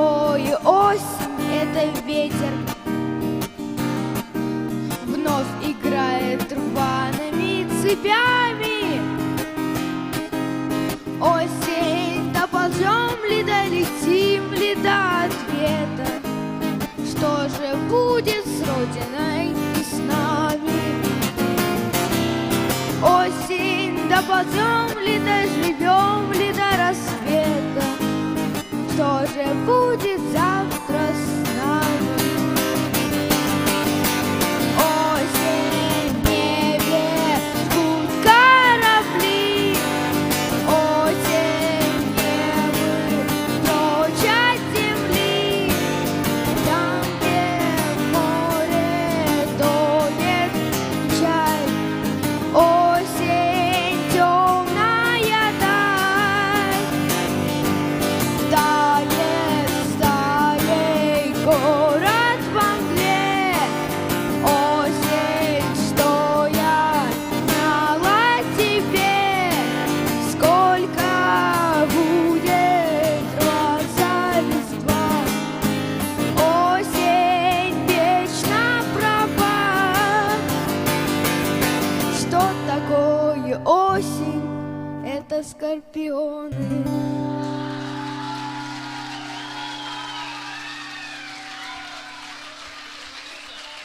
Поклонился? Здравствуй, дорогая моя.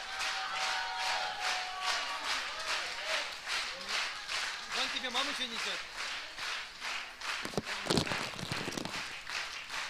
Здесь еще. Это его мама.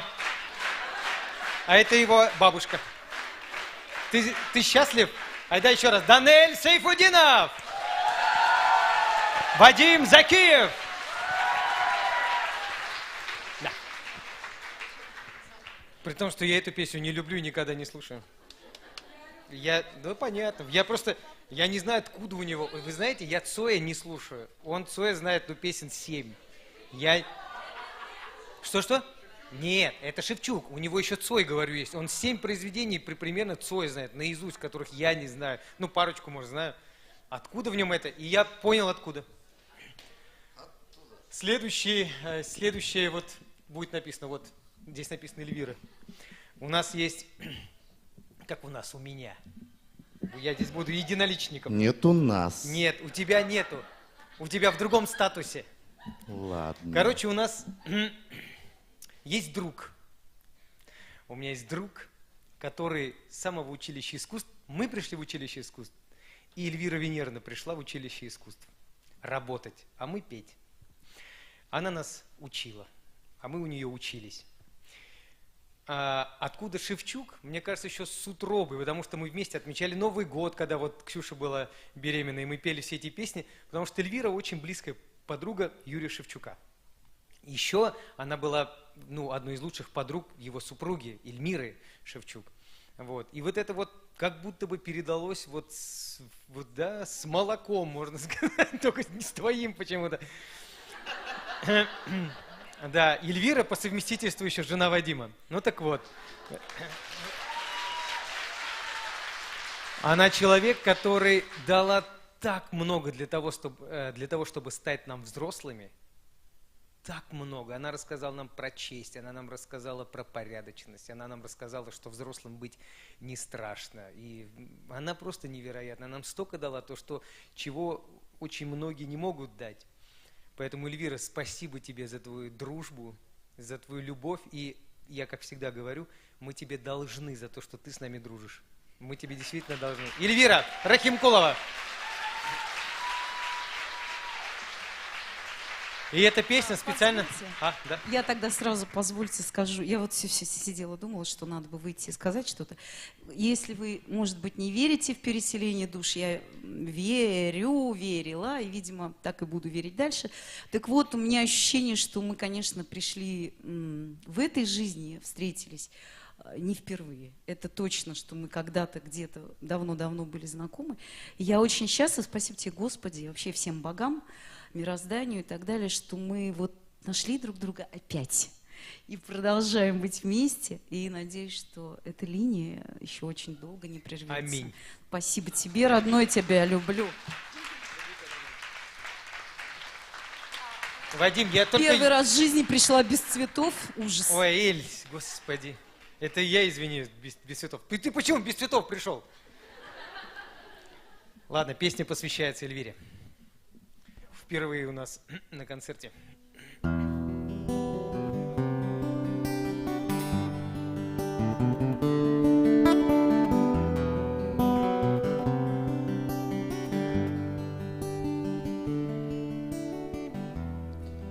Коронована луной, как начало высока, как победа не со мной, как надежда нелегка. С окном стеной метель, жить по горло занесло. Сорвало финал С петель, да поело все тепло. Играй, как можешь, сыграй, закрой глаза и вернись. Не пропади, но растай, до колье поклонись. Мое окно отогрей, пусти по полю весной. Не доживи, но созрей, и будешь вечно со мной. Ты будешь вечно со мной, ты будешь вечно со мной.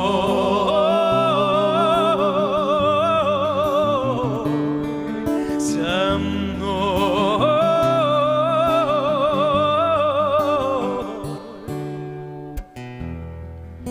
Ищут землю фонари, к небу тянется свеча, на снегу следы зари, крылья павшего луча. Что же вьюга наливай, выпью время натощак. Я спою, ты в такт брала, о затерянных вещах. Играй, как можешь, сыграй, закрой глаза и вернись. Не пропади, но растай, до колье поклонись. Мое окно отогрей, пусти по полю весной. Не доживи, но созрей, и будешь вечно со мной. Ты будешь вечно со мной. Ты будешь вечно со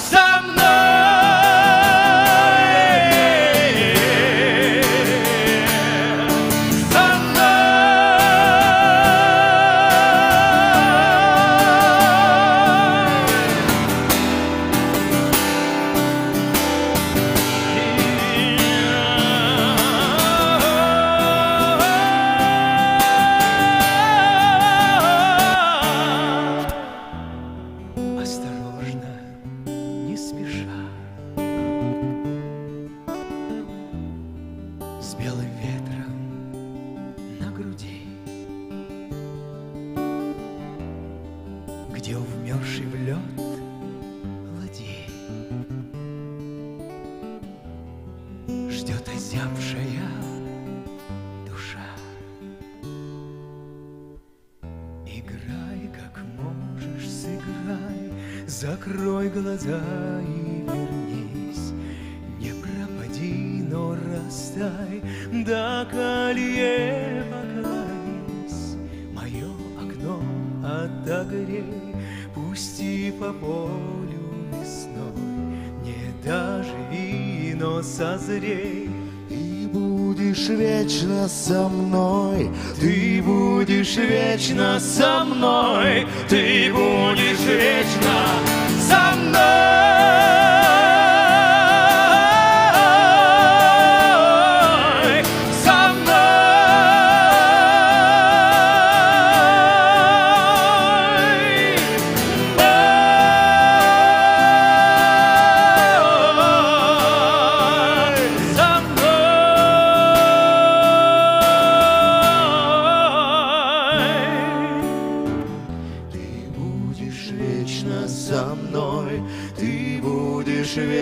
Со мной, ты будешь вечно со мной, ты будешь вечно со мной.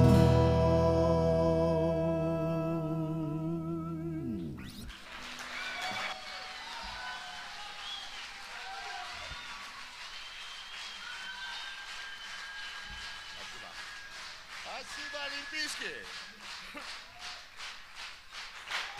Вадим Закиев. Руслан Сайфудинов. Эльвира Рахимкулова. Айну, ты скажешь, я люблю, звезда моя. Ты же так обычно говоришь.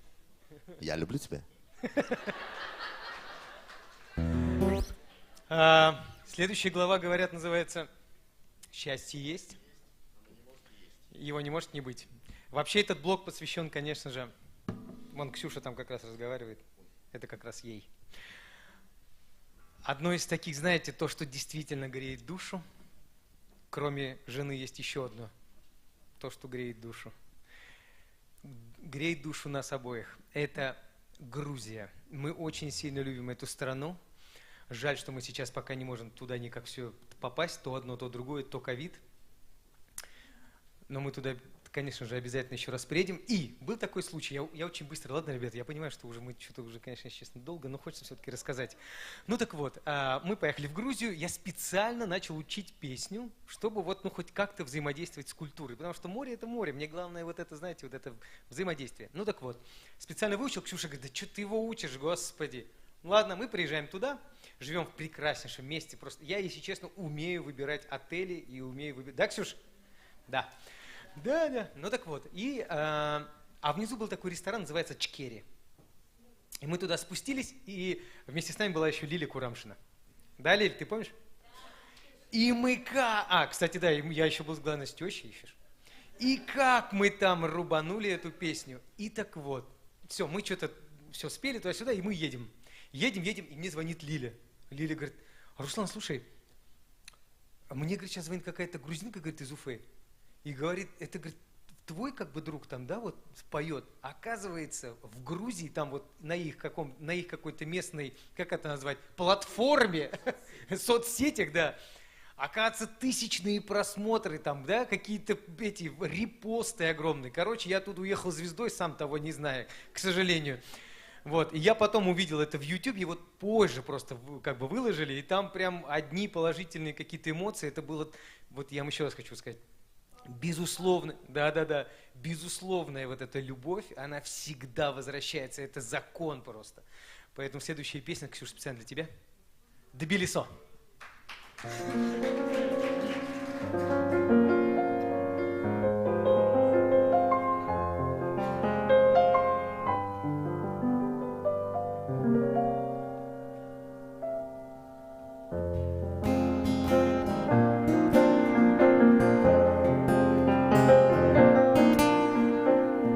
נתפסה הסקידפצה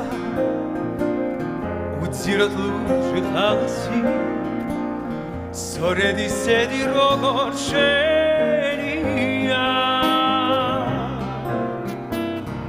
ინანარელი царსვი ნანგრევინარი ხალისი ჩაღარასავით შემოგრჩენია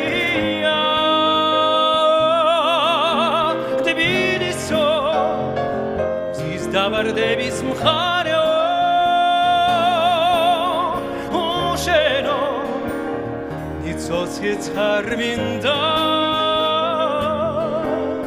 სად არის სხვაგან ახალი ვარაზი სად არის ჩაღარა шагарам тацминда.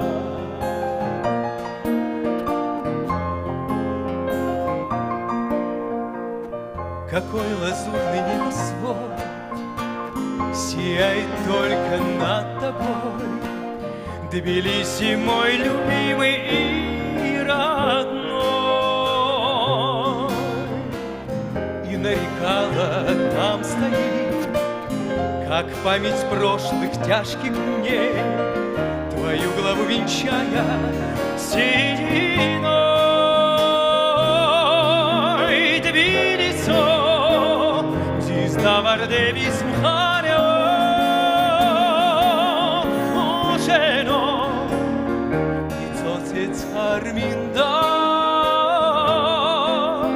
садарис, схвагана хали варази, садарис, чагарам тацминда.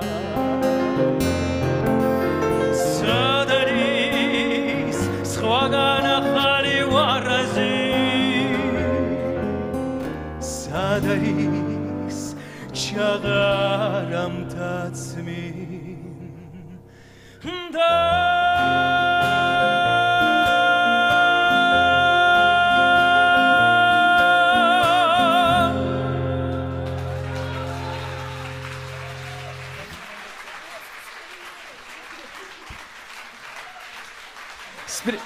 С премьеры этой песни это никогда еще не звучало вот так.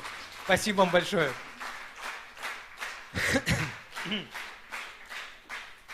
Ну что, мы режем немного? Мы, наверное, режем немного, да? Ну это уже программу, а то что-то, мне кажется, многовато, да, уже всего? Нет?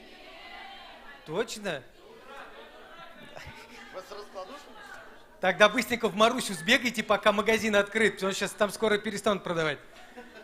Следующую песню, я думал ее как бы срезать. Это, знаете, очень старая песня, которую исполнял Як Йола.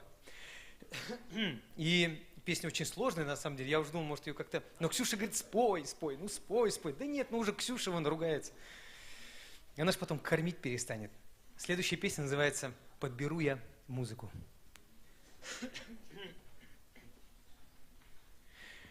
Да, Вадим, извини, мы ее убрали, но вот вернули.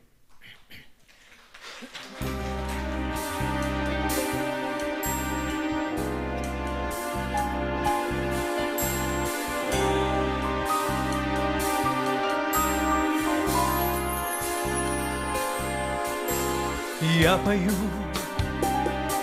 в нашем городке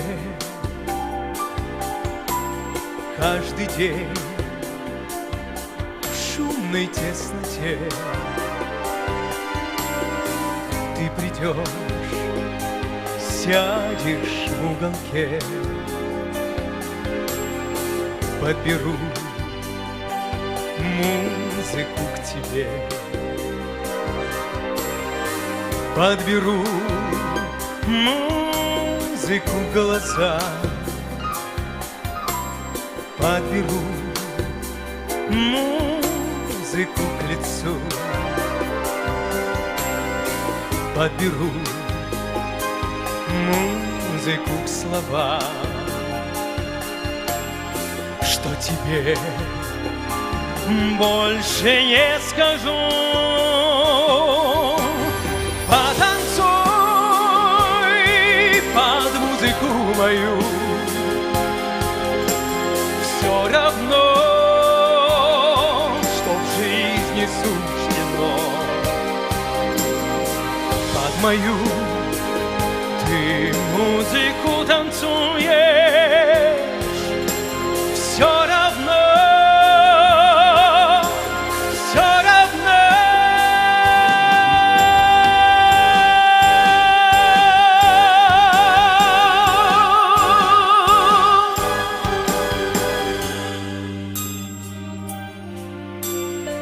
Ты уйдешь, с кем-то ты уйдешь, я тебя взглядом провожу. За окном будет только дождь, подберу музыку к дождю. Потанцуй под музыку мою. Все равно, что в жизни суждено, под мою ты музыку танцуешь. Все равно, все равно.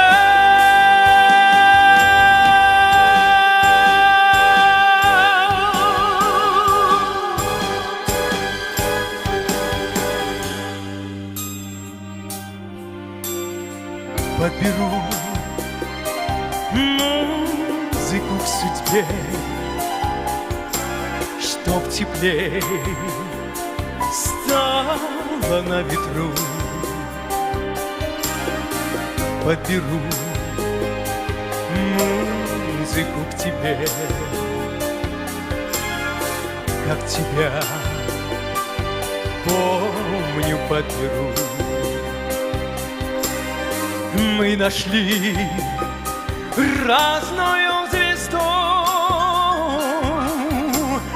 но всегда музыка одна. Если я в жизни упаду, подберет музыка меня.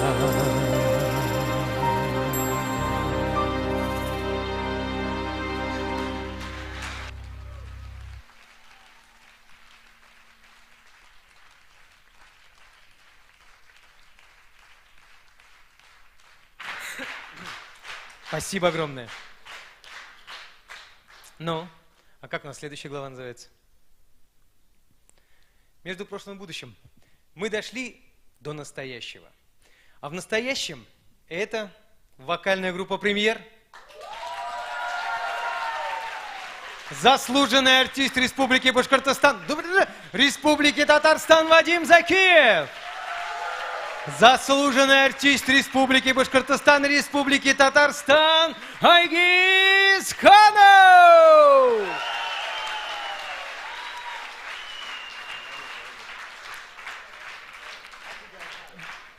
Тебя уже знают, мы тебя не будем представлять.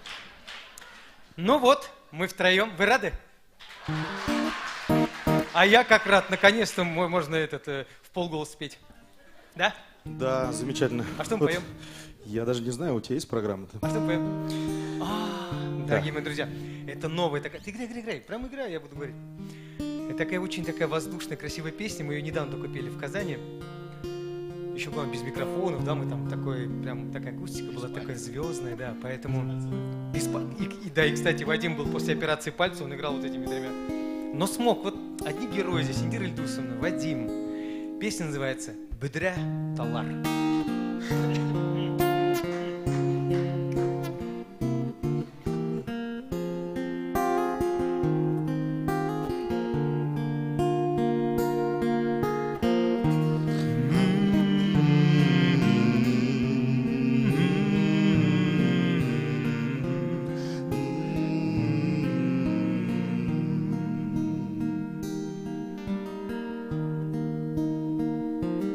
Bedratallar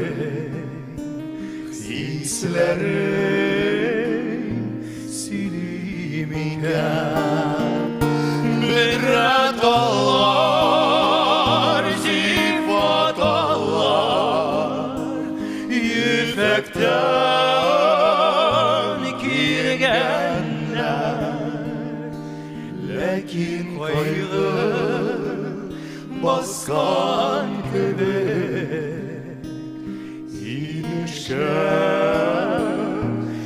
yelgenler yelmez kartal kile sandular sizge kumsay menge menge mehabetine sırları silep dursun yelmez kartan kile sandular sizge kumsay menge menge mehabetine sırları silep dursun menge menge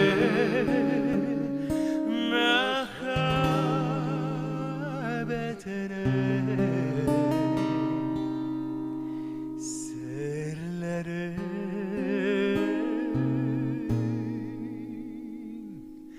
silep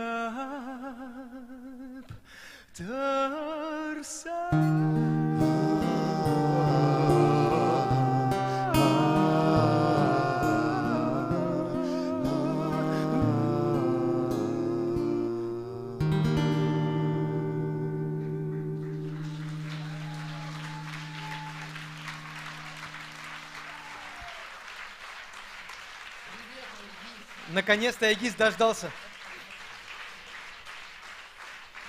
Здравствуй, дорогая. Прости, я забыл твои посылки. Спасибо. Это с днем рождения. О, здесь прям даже Еще отдельно одна написано. Альфия. Сайфудинов. Да, кстати, еще одна Альфия. Представляете, что-то... Вам не кажется, что это какая-то... Слушай, мне персонально. кажется, твоя жена будет ее звать Альфия. Вот, кстати, заметь. Альфиш, спасибо тебе большое, огромное. Она очень прекрасный пианист, концертмейстер с Идрисом Газиевым, да, вот в классе Идриса Газиева она работает, да, ведь? Она тоже, знаете, какой деятель? Спасибо большое. Ну? Нет. Все. Ну что ж, на сцене Асадулина Индира. Индира Асадулина. Индира Люсна, Мы вас тут немножечко, ожидают. да, герой, сегодняшний герой. Индира Асадулина. Ну, теперь пора уже все-таки побаловаться немножко, раз вы вышли. Очи черные.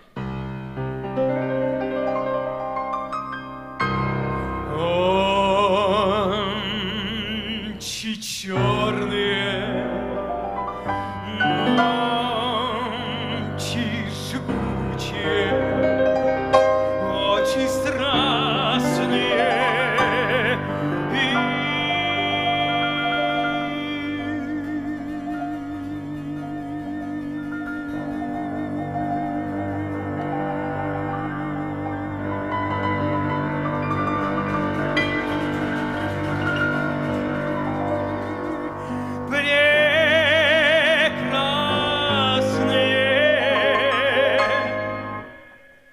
Как люблю я вас, как боюсь я вас, знать увидел вас я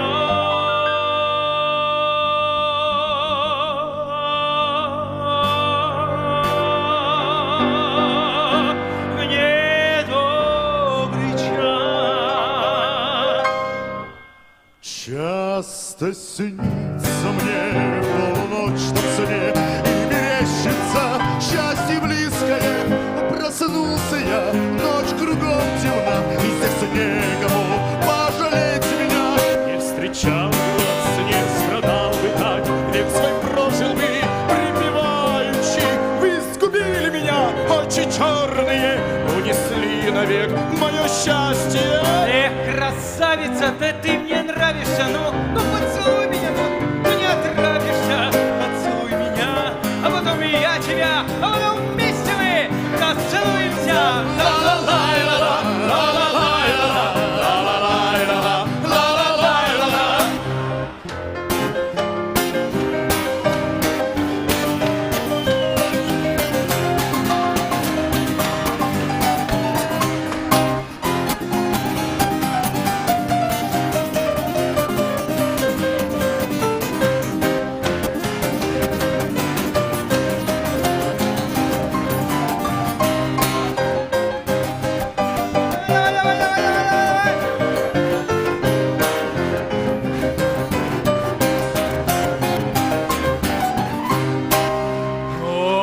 Очи черные, очи жгучие, очи страстные и прекрасные. Как люблю я вас, как боюсь я вас, знать увидел вас. И он мне добрый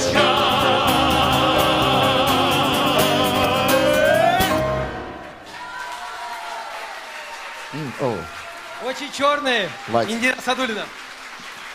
Вокальная группа «Премьер».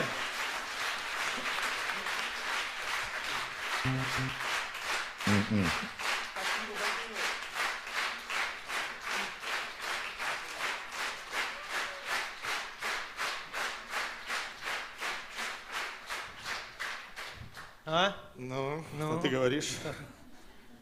Ну Сейчас что? будет песня, которая недавно в нашем репертуаре. Да? А именно она будет сейчас? Которая первая, А именно она. первый Ну раз вообще давай, поет. давай. Вадим, айда. Ну вы все знаете, подпевайте вместе с нами очень легкий припев. Дилайла.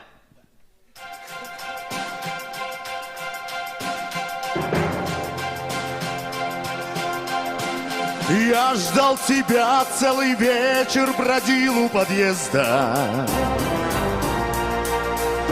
Жаль, что навеки с тобой нас судьба развела. мы были вместе, но почему в этот вечер с другим ты ушла? Лай, лай, лай, Дилайла. Лай, лай, лай, Дилайла. И, может быть, во всем виновен я сам, но все равно я тебя никому не отдам.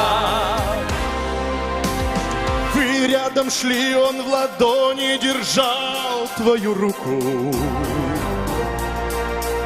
Я сделал шаг вам навстречу, готовый на все. Он был мне другом, но это жизнь, и пусть каждый получит свое.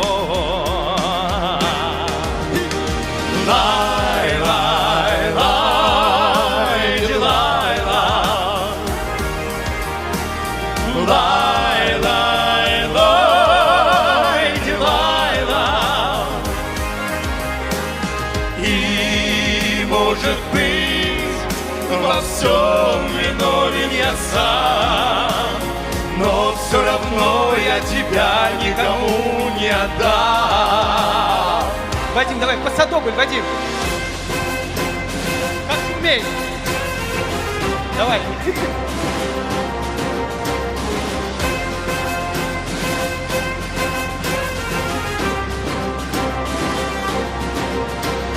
Мы были вместе, но почему в этот вечер с другим ты ушла?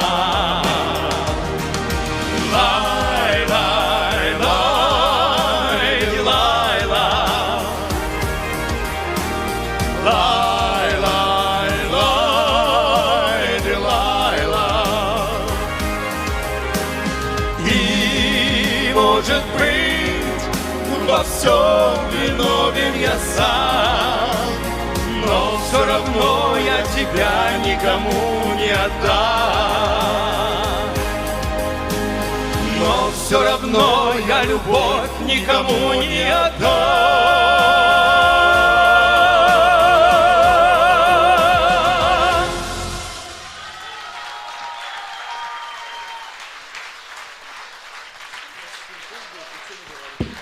Спасибо большое.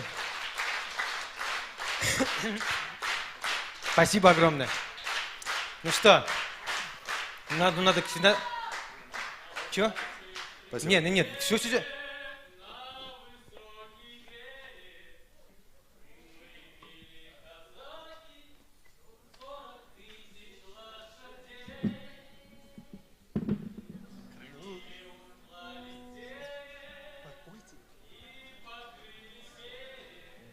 Сотнями порубанных, расстрелянных людей.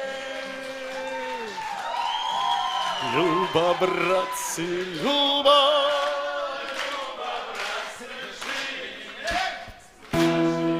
атамана мне приходится служить.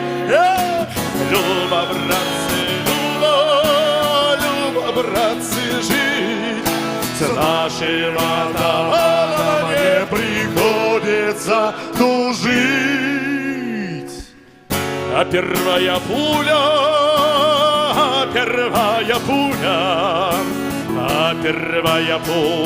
братцы, ранила конем. А вторая пуля, ах, шальная пуля, а вторая пуля, дура, ранила меня. Люба, братцы, Люба, Люба, братцы, жить.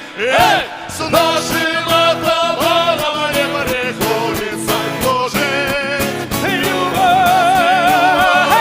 Люба, братцы, жить. С нашим атаманом мне приходится служить. А жена поплачет, выйдет за другого, до самого товарища забудет про меня. Жалко только волю, да широкополе. Жалко мать старушку, да буланого коня. Наливайте, ребят. Люба, братцы, Люба, Люба, братцы, жить. С нашим атаманом мне приходится служить. Люба, братцы, Люба, Люба, братцы, жить. С нашим атаманом мне приходится служить. Люба, братцы, Люба, Люба, братцы, жить. С нашим атаманом мне приходится служить. Люба, братцы, Люба, Люба, братцы, жить. С нашим атаманом мне приходится служить. Люба, братцы, Люба.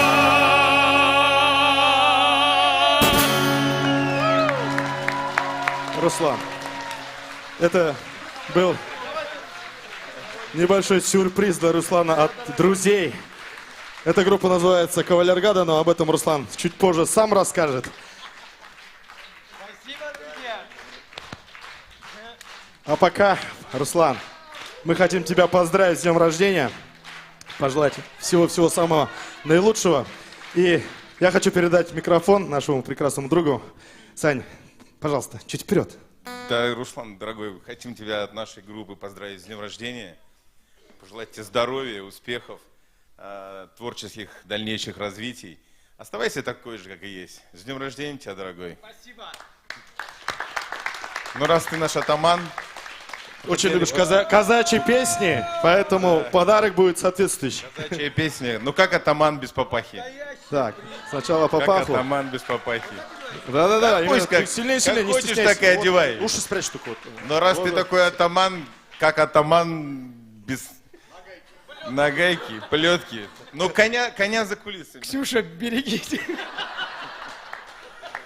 Подожди, ну ты же атаман. Какой-то неправильный атаман. Правильный атаман. Я думаю, что ты сейчас от Шашкой! счастья просто упадешь. Дарим от Настоящая нас- шашка! От нашей Казачья. группы тебе шашку. Настоящую, казачью, донскую. Шашку. А ну, Светкани.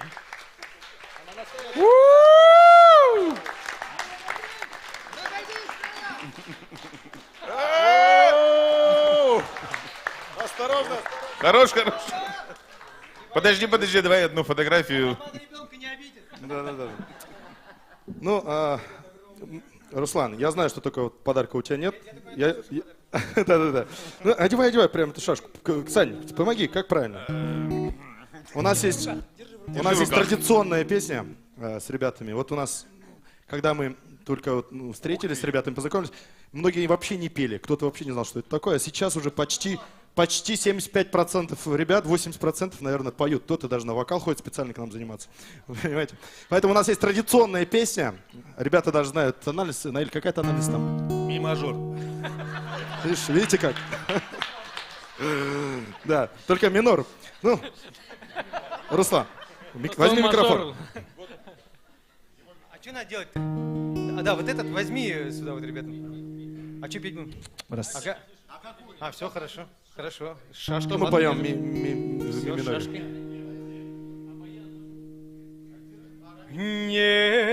Не для меня придет весна, не для меня он разольется, и сердце девичье забьется с восторгом чувств не для меня. И сердце девичье забьется с восторгом чувств не для меня. Не для меня цветут сады, в долине роща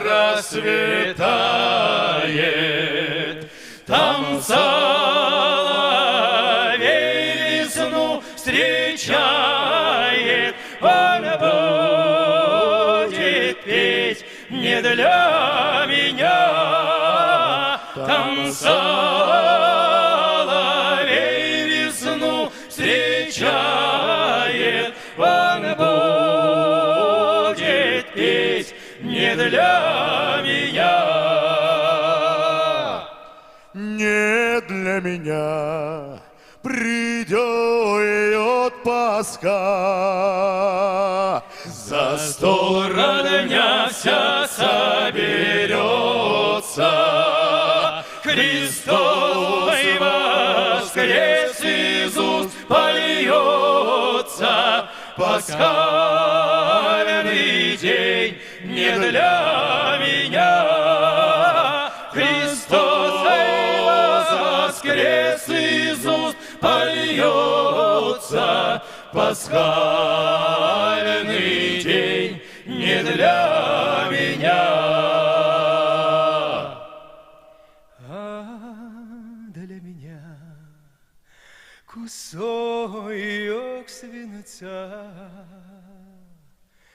он в тело белое вобьется, и слезы горькие польются.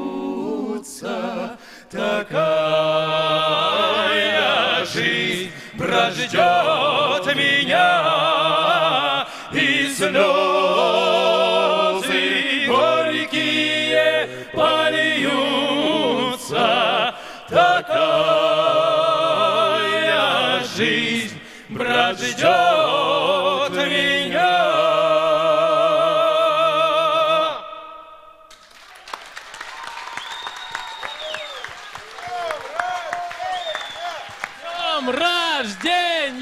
днем рождения! С днем рождения! Спасибо. Дорогой друг, одно... Да, это единственный человек, которого я не очень хочу видеть. Это наши шутки, это на самом деле мы все Дорогой очень друг, близкие просто друзья. хотел сказать слова. Про тебя говорят, про таких людей, как ты, Боженька поцеловал. Дар такой дал тебе. И вот, но еще я хотел сказать, что вот этот талант твой и душевное твое, вот твоя душа богатая, твоя честность, преданность, умеющий человек жить, умеющий смеяться, любящий жизнь, умеющий дружить. Это не каждый умеет. Вот искренне тебя поздравляю с днем рождения. И вот то, что я сказал, что Боженька тебе подарил такой талант, с этим талантом надо делиться. Вот. Приходи на уроки. Нет. А ты говоришь, только второй сольник у тебя за твою жизнь. Это очень мало. Это очень мало. Я думаю, зрители нас поддержат. Такой сольник должен быть ежегодный, традиционный, в городе Уфе. Это сколько шашек у меня потом будет? И в городе Казани я предлагаю, то есть определиться. 8 декабря, да, в Казани. Поэтому, я думаю, а ты очень скромный. Вот эту скромность здесь надо подвинуть, немножко тщеславия. В нормальном режиме, нормально. Вы кто? Без перегибов. В общем, ждем от тебя ежегодного сольника. Поздравляем тебя с днем рождения. Спасибо большое, друзья. Я с каждым. Ребята, спасибо, такой подарок вообще бомбяо. Наиль. Это вот тот самый парень, который нас на гитаре научил играть, вот Наиль. Сенсей. Лешенька, дорогой. Наиль, спасибо большое. А все мы вместе, это группа Кавалергарда называется. Не Кавалергарда, как правильно называется, это гусары на конях, да, это кавалергарды. А наша группа называется Кавалергады, то есть кавалеры, но гады. Это мои наиближайшие просто друзья, которые всегда приходят на помощь. Мы все из разной сферы. И это очень важно. Но нас скрепляет просто обычная мужская дружба. Мы очень часто, вот, ну как бы раз там в квартал собираемся, так песни поем, вот просто связки наружу называется, да. Я их очень сильно люблю. Не при фониатре будет сказано. Не при фониатре будет сказано, конечно. Мы себя бережем. Ну так вот. Понятно теперь. Да. И я хочу сказать, что любовь в дружбе не обязательно, но дружба без любви, она невозможна. Поэтому, ребят, я вас очень сильно люблю. Очень сильно. Спасибо.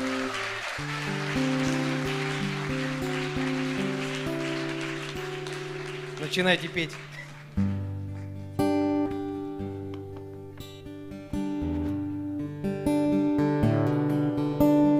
До свидания, говорю я вам, друзья мои. Пусть будет добрым он, ваш путь домой. Да не остановит на дорогах вас ГАИ.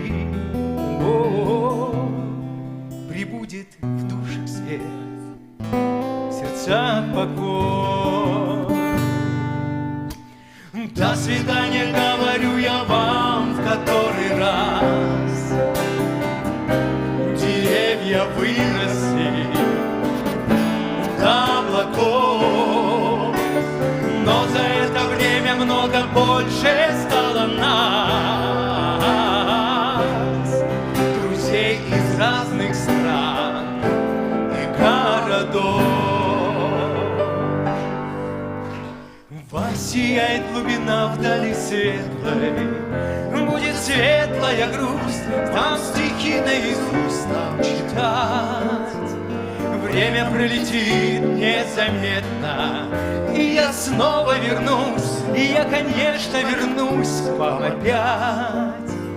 Но надо чуть-чуть подождать. мы еще такого с вами сможем натворить. Живите сотни лет в согласии с собой. До свидания, говорю я вам, друзья мои. О-о-о, пусть будет добрым ваш путь домой.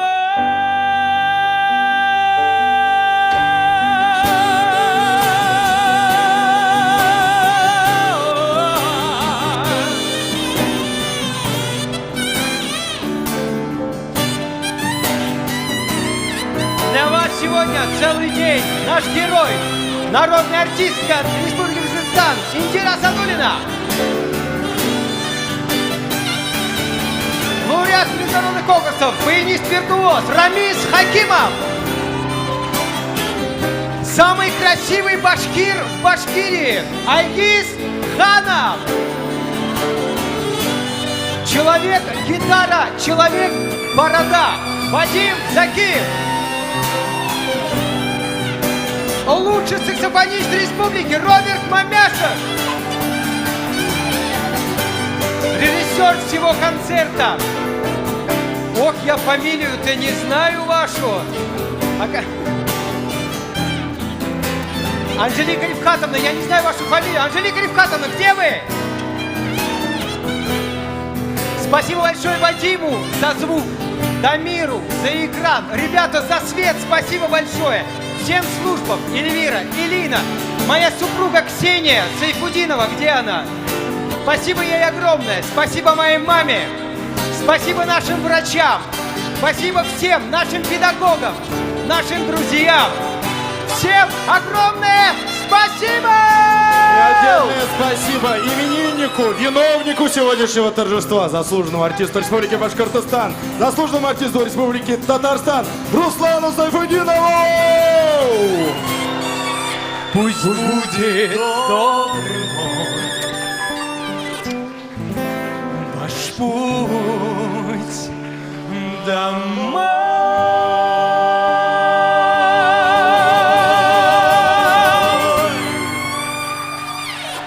Спасибо большое, столько подарков!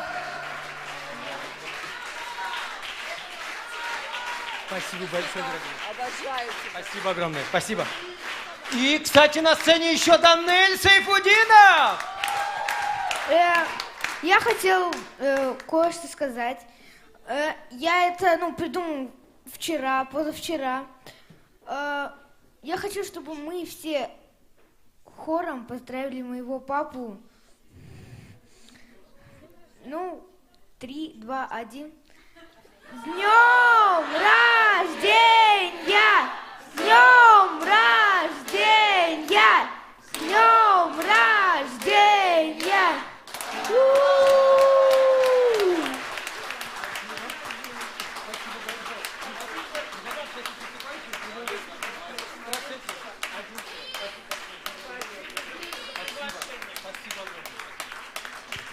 Что? Но бис у меня с сыном. Договорились? Поехали! Ну ладно. А вы, ребят, пока наливайте там. Танцуем. Пора танцевать. Микрофон. Поехали! Это будет очень быстро, вы можете даже не садиться. Поехали! Вадим, там есть этот Вадим. Айда громче!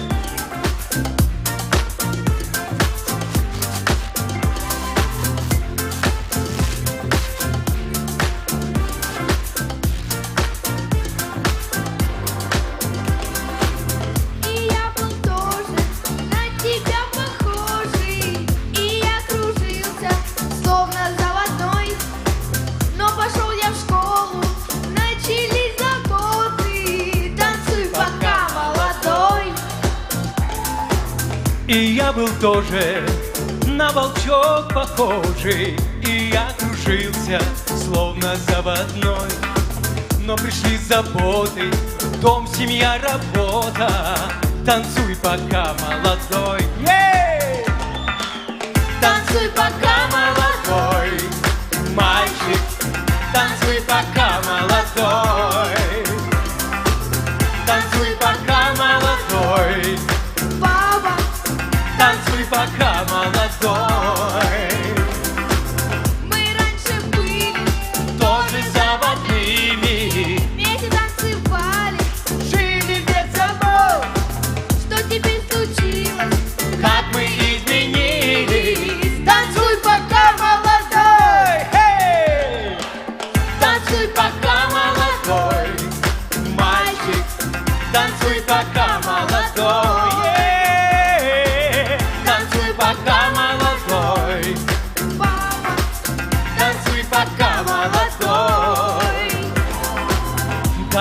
отложим горе и заботу, стряхнем заботы, стариной тряхнем. Давай забудем школу и работу. Танцуй, пока молодой, хей! Танцуй, пока молодой, мальчик, танцуй, пока молодой, эй! Танцуй, пока молодой, мальчик, танцуй, пока молодой. А теперь вы, давай, они... Танцуй, пока молодой.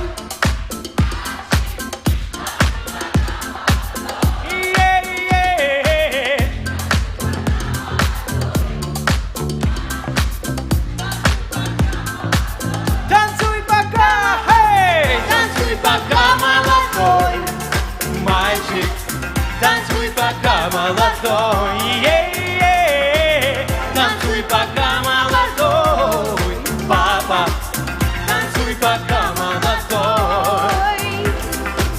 Танцуй пока, молодой мальчик, танцуй пока, молодой, е-е-е. Танцуй пока, молодой папа, танцуй пока, молодой.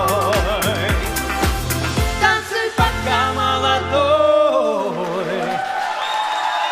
Данель Сайфудинов, спасибо всем большое. Надеюсь, не было ничего лишнего. Спасибо всем большое. Надеюсь, до скорых встреч. Ура! Всем пока! Пока.